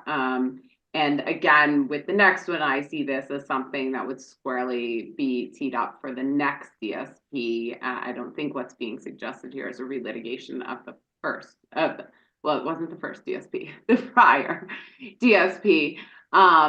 And so I think that would make that more clear and also make sure we're not kind of talking past each other as we're talking different metrics and how to determine some of this. This seems like somewhat of a natural offshoot to that discussion that'll be had in the rulemaking anyway. Does that give you what you need, Mr. Mendelson? It does. Yeah, thank you. Okay, now the third and final issue related in the RRR relates to recovery of NCORD project costs. The company's RRR requests the Commission clarify the Public Service may continue to recover costs associated with the NCORD project through the GMAC, consistent with the Commission's initial approval of the GMAC and the associated revenue requirement. It also states that while Public Service agrees that the pilot designation was misplaced, the DSP HRR decision has introduced uncertainty as to whether continued GMAC recovery of NCORD project costs already embedded in the currently effective GMAC revenue requirement is permitted. The NCORD project is designed to develop models to conduct integrated gas and electric system simulations to inform least cost electrification strategies that emphasize non-wires alternatives and DI community benefits. In its DSP filing, the company stated, in the future, the company expects to seek cost recovery for the NCORD project in an appropriate filing using mechanisms provided for by SB 24218. As modeling, it is a distribution activity under SB 24218, making it eligible for future cost recovery under the GMAC. On December 1, the company submitted a GMAC update that included $400,000 of the NCORD project to be included in the 2026 GMAC. In its triple R to the initial decision, staff asked the commission to rescind the approval of the NCORD project and as well as the pivot energy pilots, allow parties to take any positions they deem appropriate when the company requests cost recovery for either. Staff notes the commission chose not to propose these projects as pilots because it did not believe that either met the commission's DSP rules addressing pilot programs. Subsequently, the commission found staff to be correct. The commission inappropriately stated its approval of the NCORD and pivot energy projects. However, we made no decision on the merits of the program or cost recovery. At this juncture, it appears that the project is going forward and cost recovery is occurring through the current GMAC, even though the project was not specifically proposed or approved through the DSP. So the decision point before you is whether to agree with the company's clarification that the NCORD project is appropriately included in the current GMAC mechanism or not. I'll pause here for your discussion. Can you just, like in 2 words, summarize what exactly the NCORD proposal is? What's the underlying? Absolutely, yeah, and I did mention above, but so I believe it's to develop models that look at the integration of both the gas and electric service, the electric systems, so that non-wires alternatives can be evaluated more clearly, looking at both systems simultaneously. And so it's a modeling thing. It's a modeling exercise, yeah. All right. Commissioner Goman, do you want to go first on this one? I could. I mean, this one's a little complicated in that it certainly seems like the project is aligned with where they need to be going and is worthy, but is complicated in the fact that the company never asked for cost recovery here. We never specifically told them they should seek cost recovery here, in part because they never asked. But it appears they threw the cost into their GMAC revenue requirement, which I will note we had to review on a very expedited time frame. It doesn't seem appropriate to me that they're seeking that they have included it in the GMAC cost recovery. Not that it's not a worthy project, but that was never even part of their proposal. They specifically indicated they would seek cost recovery later. So doesn't feel appropriate to me, even though the project certainly does seem worthy. Commissioner Plant, anywhere you want to go? Yeah, I mean, I would agree that it feels like the process and the communication was a little bit messed up, but I would be inclined to include it in the GMAC and clarify that in an order.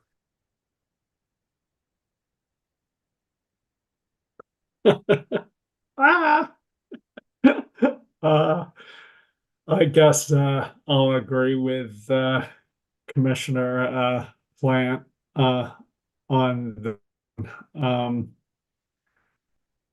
it's only can we say the dollar amount? It's only it's $400,000 in the current GMAC, which and it's not, and it's a 1-year expense. It's not like somehow 400,000 in rate base. That's right, and that yes, and so we'll be subject to further GMAC review. So it is a relatively small dollar amount, and will be subject to further review.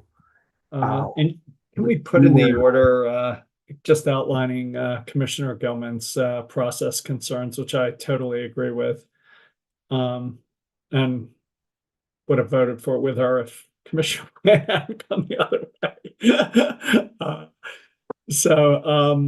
way. Commissioner Gilman, you want to drop a footnote in dissent or? I will. Okay. Does that give you what you need for an ABC order, Mr. Mendelson? I believe it does, but I would like to have a quick check-in with Ms. Dundas. Make sure she agrees. And while she's before Ms. Dundas talks, are you okay, Commissioners Gilman and Plant, with an ABC order? Commissioner Plant? Yeah, it's fine with me, although I'm not the one with the dissenting footnote. I just might need to see it briefly to word Right. the footnote. So you have Mr. Mendelson, Ms. Dundas, so you have at least my blessing to share the order with Commissioner Gilman without going through a whole TPC process. Would that work for you, Commissioner Plant? Yes, it does. So Chair, that's an ABC order denying UCA's motion for leave to respond, and then denying in part and granting in part Public Service's second application for triple R, essentially denying the first two issues, approving the last issue just discussed, and then referencing that there was a fourth issue that we already addressed in a separate decision. And putting in the N-Cord decision, in the majority decision, sharing Commissioner Gilman's concerns, but on balance, finding it's a worthy project and a small dollar sum, something like that. Okay, thank you. Great, thank you very much. Thank you. Thank you both. Proceeding 25A-0500E, Black Hills EDR, Mr. Davis, Mr. Sarah. Good morning, Commissioners. I'm Ron Davis of the Commission's advisory staff. On November 25th of last year, Black Hills Colorado Electric filed an application for approval of a proposed economic development rate tariff. Black Hills filed the application pursuant to what we call for short the EDR statute. Black Hills initially asked the Commission to approve an EDR tariff with a proposed 30% discount on base rate energy and demand charges for 10 years, a standard EDR customer contract, a method to determine the marginal cost used to set the price floor for the EDR rate, and to the extent necessary, waivers, conditions, approvals, or further relief consistent with the EDR statute in the application. Black Hills argues that by increasing load growth through the introduction of this EDR tariff, the company may assist in facilitating job growth in its service territory and potentially increasing employment, salaries, and wages, as well as local tax revenues, and at the same time not causing cost increases to its existing electric utility customers. Trial staff and the Colorado Office of the Utility Consumer Advocate are the two intervening parties in the case. Each filed answer testimony in response to the application on January 30th, and then on February 19th, prior to the deadline for rebuttal testimony, Black Hills filed a settlement that was joined by both trial staff and UCA. The settling parties agreed to a 30% discount on base rates, as well as the transmission cost adjustment. The settlement states that Black Hills had demonstrated that the discounted rate exceeds marginal cost and therefore is reasonable and further complies with the EDR statute. The marginal energy cost would be addressed through a marginal energy cost ECA for those EDR customers, and I call that the EDR ECA, and it would be set quarterly based on projected average fuel and purchase power costs, subject to a true-up comparing projected versus the actual costs. And those actual costs would be based on the EDR customer's hourly load, and it would correspond to hourly energy costs using what is called a bottom of dispatch stack approach. Black Hills agreed to update the marginal cost analysis every 2 years. Every 4 years, when there is a pending ERP filing, the generation capacity cost assumptions would be updated consistent with a bus bar study that would be submitted in the ERP filing. And in the interim non-ERP years, if capacity acquisition RFPs were issued in the most recent ERP, then the marginal cost could be updated based on the phase 2 ERP bids. If executed EDR contracts exceeded a combined 100 megawatts, and that could be considered a 100 megawatt cap, Black Hills would be required to request a commission variance for the program to continue, and the program cap would be reset when marginal capacity costs are also updated on the 2-year cycle. The settlement includes a series of what are called customer protections. These are hold harmless provisions, terms for delinquent payments, bad debt, losses, and a commitment that retail customers would not be assigned transmission and distribution, interconnection, or construction costs arising from the provision of service to EDR customers. And finally, the settlement includes requirements for an EDR customer to participate in at least one system benefit activity. On March 3rd, testimony in support of the settlement was filed by Black Hills witness Harrington and trial staff witness Fieldler. And then on March 5th, the commission held a brief hearing on the settlement. On March 20th, a closing joint statement of position was filed by the parties explaining modifications to the settlement because of questions raised during the March 5th hearing. The parties represent that the positions set forth in the joint SOP are consistent with the EDR statute and represent a just and reasonable compromise on all of the issues in the proceedings. The parties state that growth and economic development in Black Hills service territory is imperative and represents one of the primary goals of the Colorado legislature. And the parties request that the commission approve the settlement as modified by the joint SOP, finding the result to be consistent with the public interest. So what are those modifications? In the joint SOP, the parties now agree to a 10% EDR discount applied to base rates. And they also agree that there would be a minimum load factor for eligible EDR customers of 70%. The joint SOP explains that discounting revenues and adding a 15% reserve margin results in increased marginal capacity costs such that the originally proposed 30% base rate discount would no longer be consistent with the requirements of the EDR statute. To provide a meaningful discount, the parties now agree to eliminate the original proposals, the EDR, and the demand-side cost adjustment.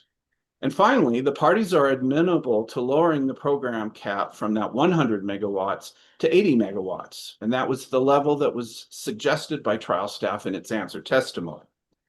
They argue that setting a cap too low, such as at 40 megawatts, would decrease the company's flexibility to seek growth opportunities for the Pueblo community, as every new EDR customer beyond that cap would require some sort of application.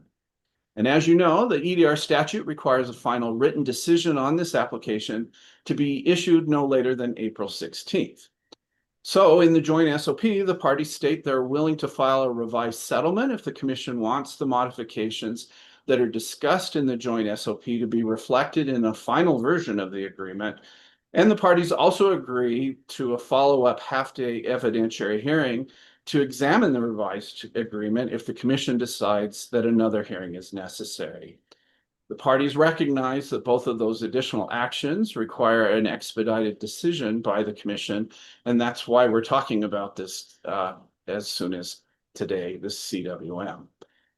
Nevertheless, the parties also argue that the information that was provided in the joint SOP was derived as a mathematical exercise based on the information that already exists in the record. And because of that, the commission can accept the information and positions in the joint SOP and move forward with deliberations on the settlement agreement as modified in the joint SOP. So I'll turn it to you now for your discussion. Thank you, Mr. Davis, for your help processing this on very tight deadlines. So for me, I think this revised SOP proposal is much better, and it looks like it should work.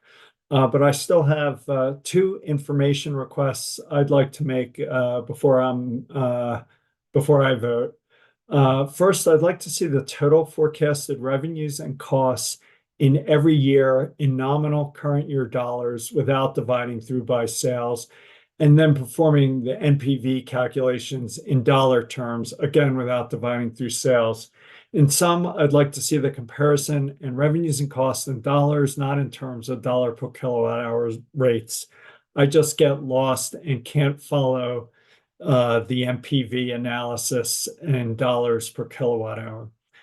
Second, the company appears to discount the EDR cost back to 2025, but discounts the revenues back to 2026 in ways that appear to add 6.91% value to the MPP of the revenues versus the cost. This may not change things much, but I'd ask the company to discount the costs and revenues back to the same starting year. If the company can get us this revised analysis, and if it complies with the statute, then at least for me, I don't think we'd need another hearing. Finally, I'd like to put language in our order saying that the primary purpose of this EDR tariff is to create economic development in southern Colorado, particularly new jobs. As such, I'd like to ask the company to focus the EDR tariff on customers like Project Falcon, where 40 megawatts of EDR tariff discount creates, say, over 120 jobs, and that any smaller EDR discount would also have a proportional, have a roughly proportional jobs benefit. As I read the statute, this EDR tariff is not mainly about supporting crypto or other similar customers that may help grow the company's capital spending and earnings, but provide little job creation benefit for the community.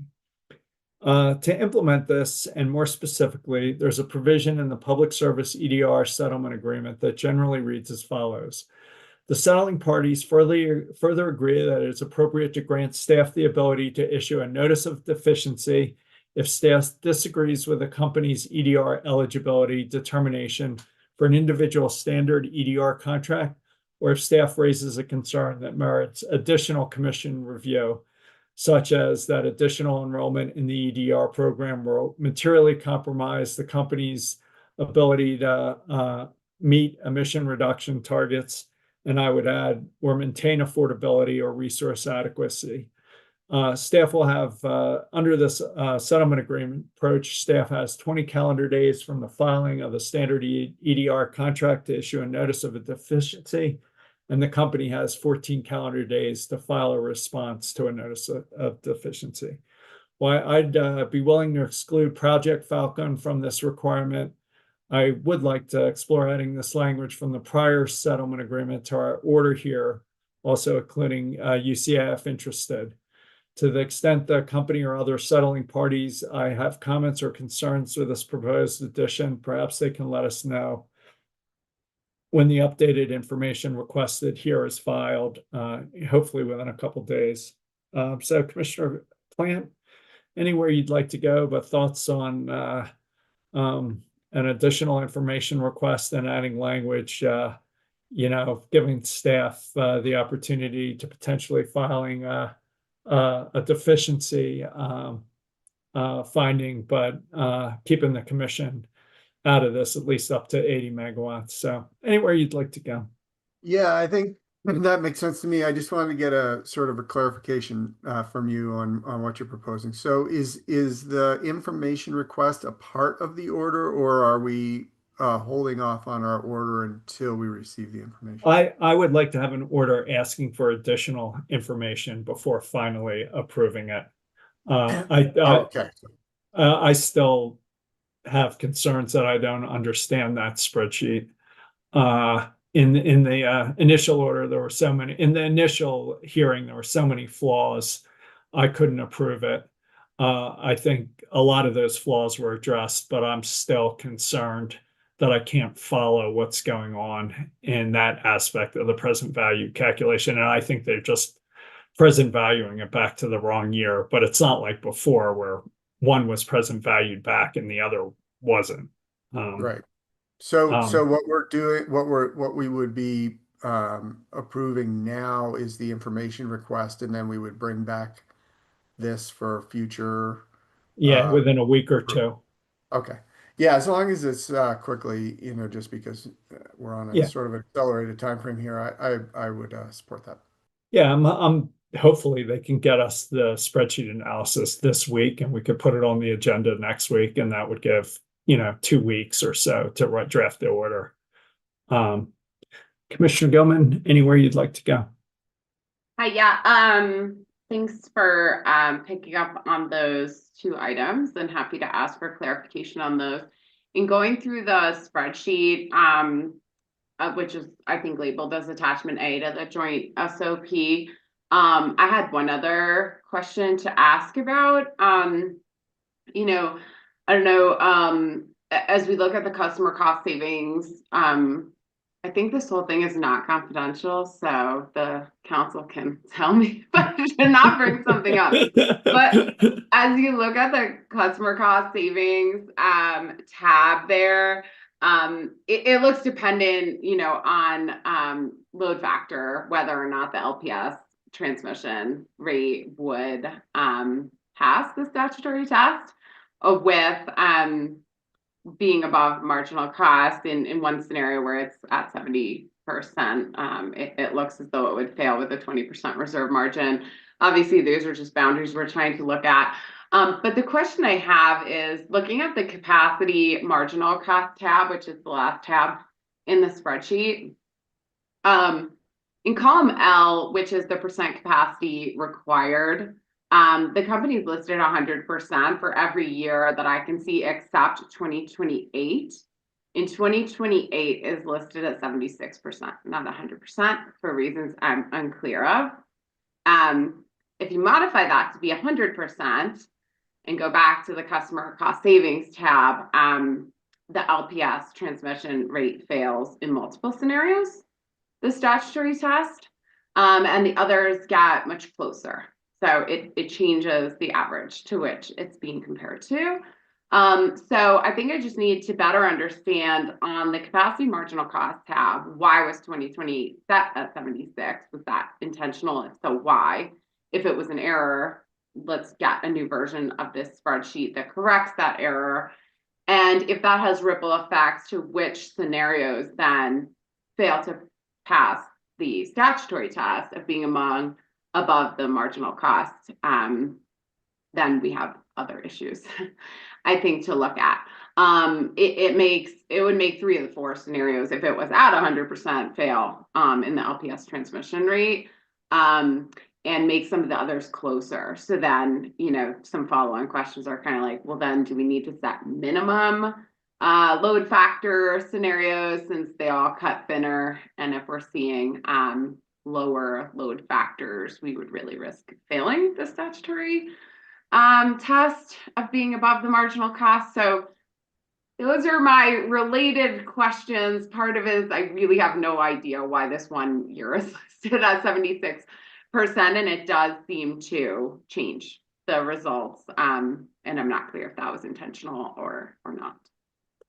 I'm happy to ask for further clarification. I think there was something in the direct testimony that referenced that, but given the resource adequacy concerns we're seeing with Excel in 2027, 2028, it seems like there's going to be a market for capacity. So even if Black Hills is long, presumably they could sell it or something. So I'm fine adding those questions to just trying to understand the basis of that to see, are we looking at the right thing, or does that input actually need to be modified? Yeah, and probably then just a question for you both, you know, in looking at these scenarios, we've got kind of the 4 sensitivities, I guess I would say, to each rate.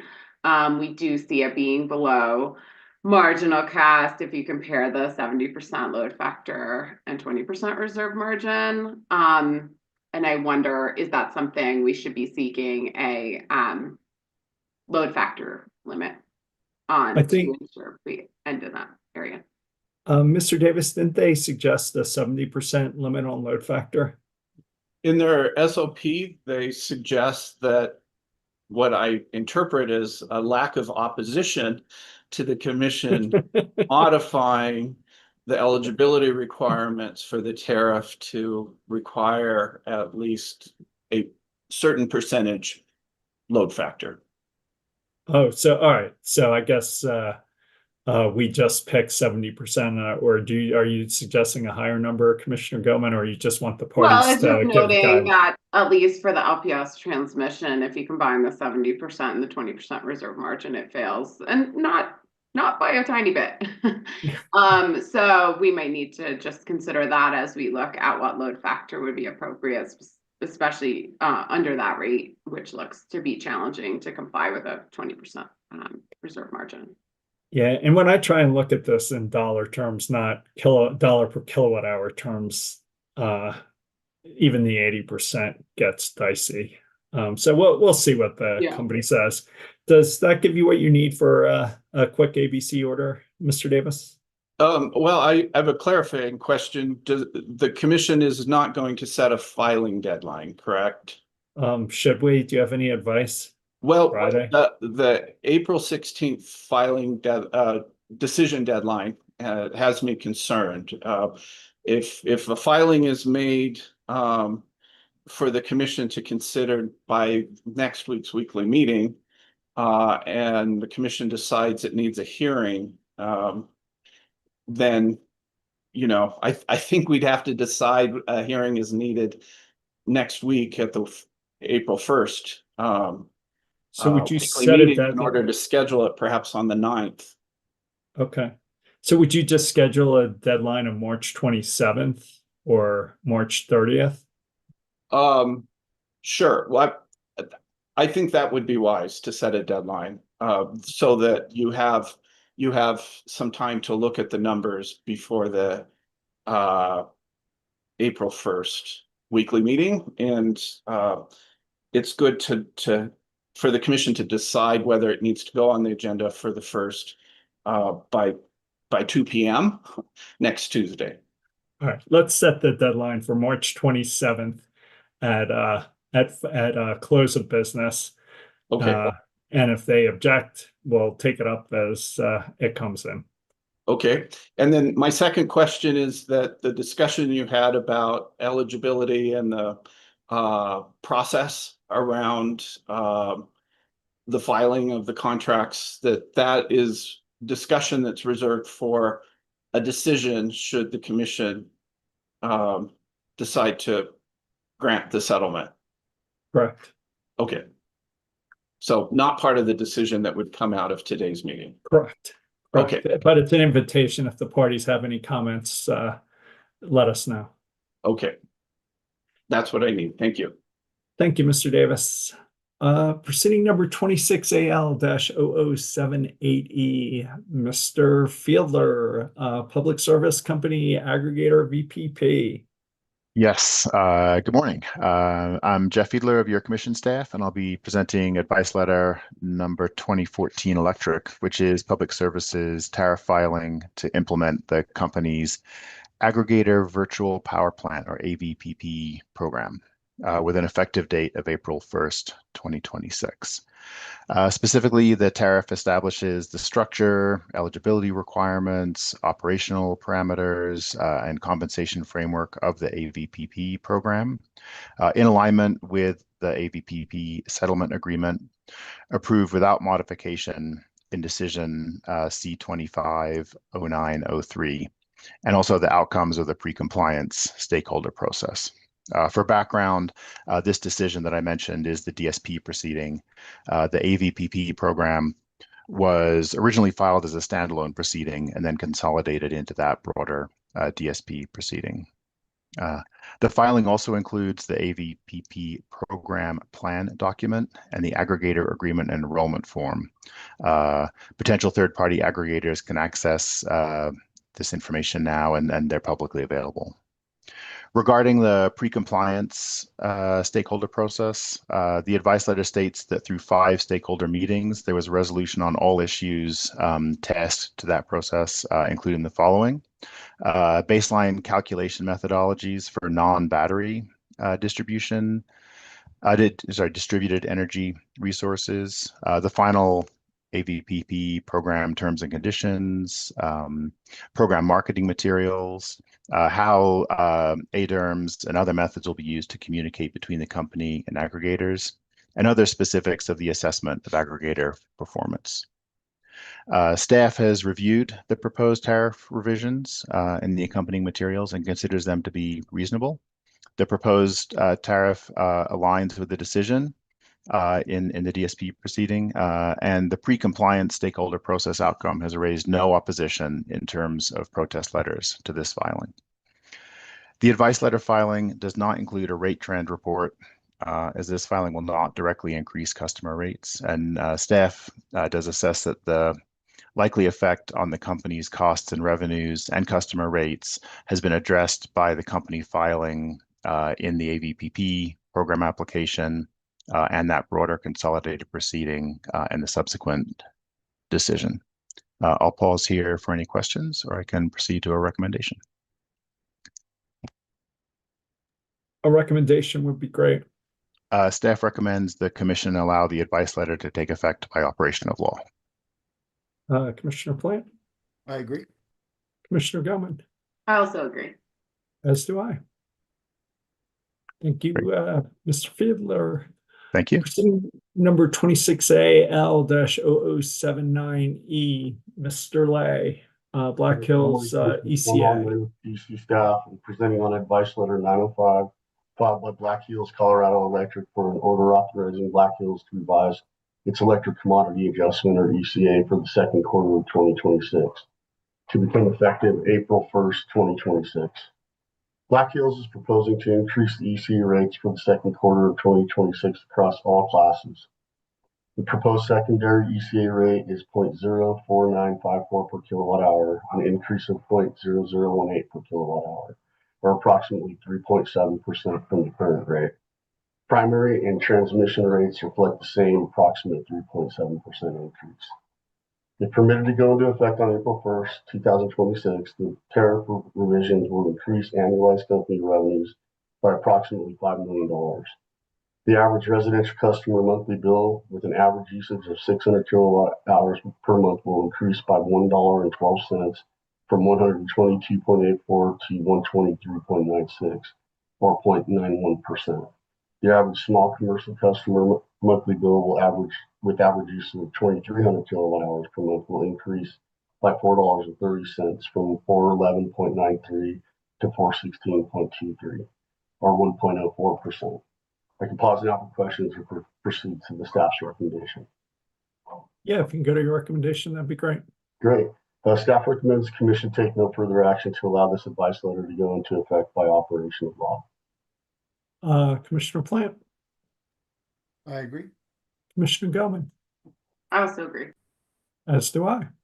Thank you.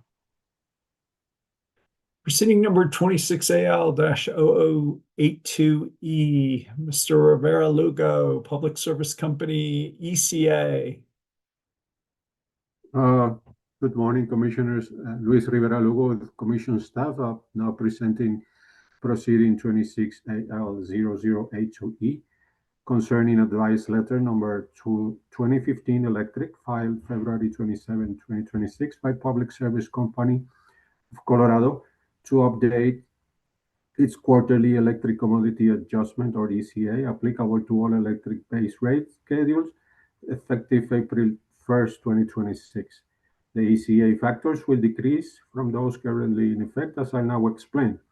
Concurrently with this advice letter, the company filed a motion for an alternative form of notice, which was duly approved by Interim Commission Decision C26-0154-I, effective March 11, 2026. Public Service also filed a motion for partial and temporary variance to tariff sheets number 143D through I to allow it to include the retail allocation of a liquidated damages payment associated with Cheyenne Ridge in the second quarter 2026 ECA. The quarterly ECA adjustment reflects updated fuel, purchase energy, and wheeling costs projected for the period from April 1st through June 30th, 2026.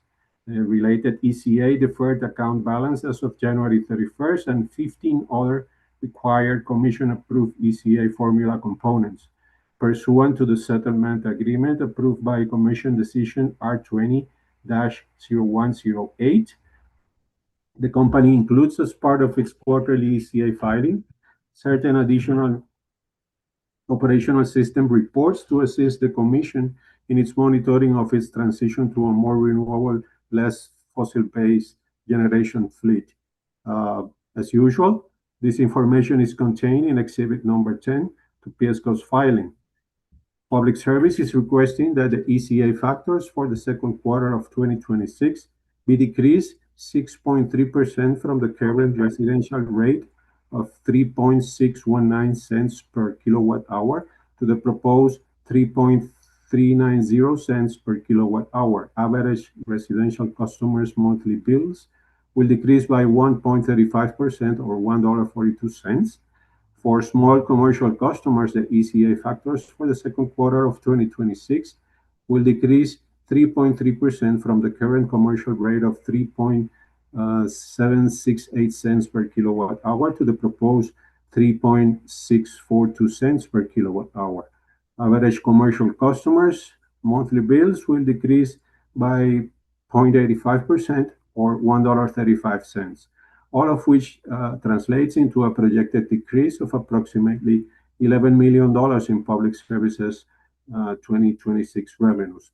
I will now proceed with my recommendation, unless you have any questions. Staff Nope. reviewed the advice letter, the accompanying tariffs, and its supporting work papers with no material issues found. We recommend the Commission take no further action and allow this advice letter to go into effect by operation of law, and that the accompanying motion for partial and temporary waiver up to tariffs sheets number 143D through I be duly approved. Nice to see a decrease, Commissioner Plant. For a change. Yeah, for a change. I agree with the recommendation. Commissioner Goman. Yeah, I agree. Also, nice to see a decrease. I agree with your recommendation. I think this is from fourth quarter 2025, so not like the most immediately recent information. But it seems there's, especially given our issues with 2026 summer coming up, I'm just curious to maybe work with staff in the interim to just understand some of what is in this filing. We've seen a 3.7% decrease from the forecast in regular retail load, but an uptick in wholesale load. And then looks like some performance issues on the company-owned wind and solar. So just curious kind of how some of this factors into what we're looking at for this summer and, somewhat recent kind of performance information on both forecasts as well as performance of these units, and just trying to put all the pieces together as we look at this summer. So just to point out some interesting tidbits in here about recent operation of the system. Mr. Rivera-Lugo, would you be willing to work with Commissioner Gilman to answer questions, or would you like a commission request? Looking forward to it.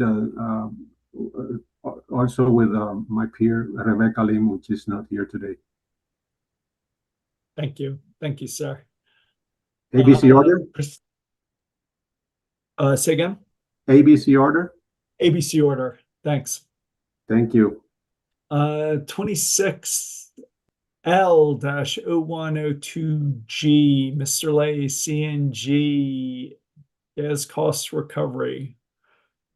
Yep, me again, Colorado, and I'm presenting this time on the application submitted by Colorado Natural Gas for an order authorizing CNG to adjust its gas cost adjustment for GCA rates on less than statutory notice, with a proposed effective date of April 1st, 2026. CNG serves 4 rate areas and is proposing mixed GCA rate changes across its division. The Pueblo West Division is proposing an increase to 0.9133 per therm. The Bailey Division is proposing a slight decrease to 0.7298 per therm. The Cripple Creek Division is proposing a decrease to 0.4556 per therm, and the Eastern Colorado Division is proposing a decrease to 0.4267 per therm. The net system-wide revenue impact is a decrease of approximately $58,283, or 0.5%.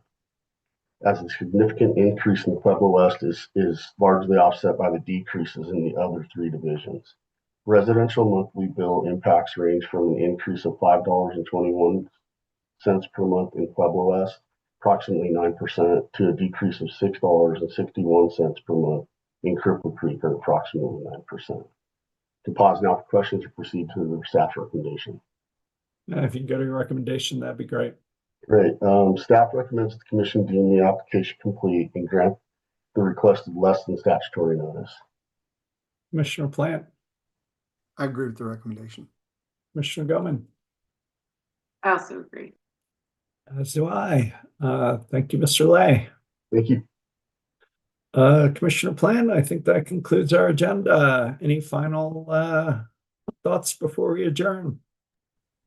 No, thank you. Enjoy your summer and A 1-day summer.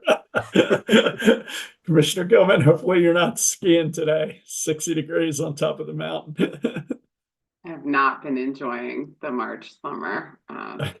Far too hot. No, nothing additional. Thanks. All right. Thank you both. With that, we're adjourned.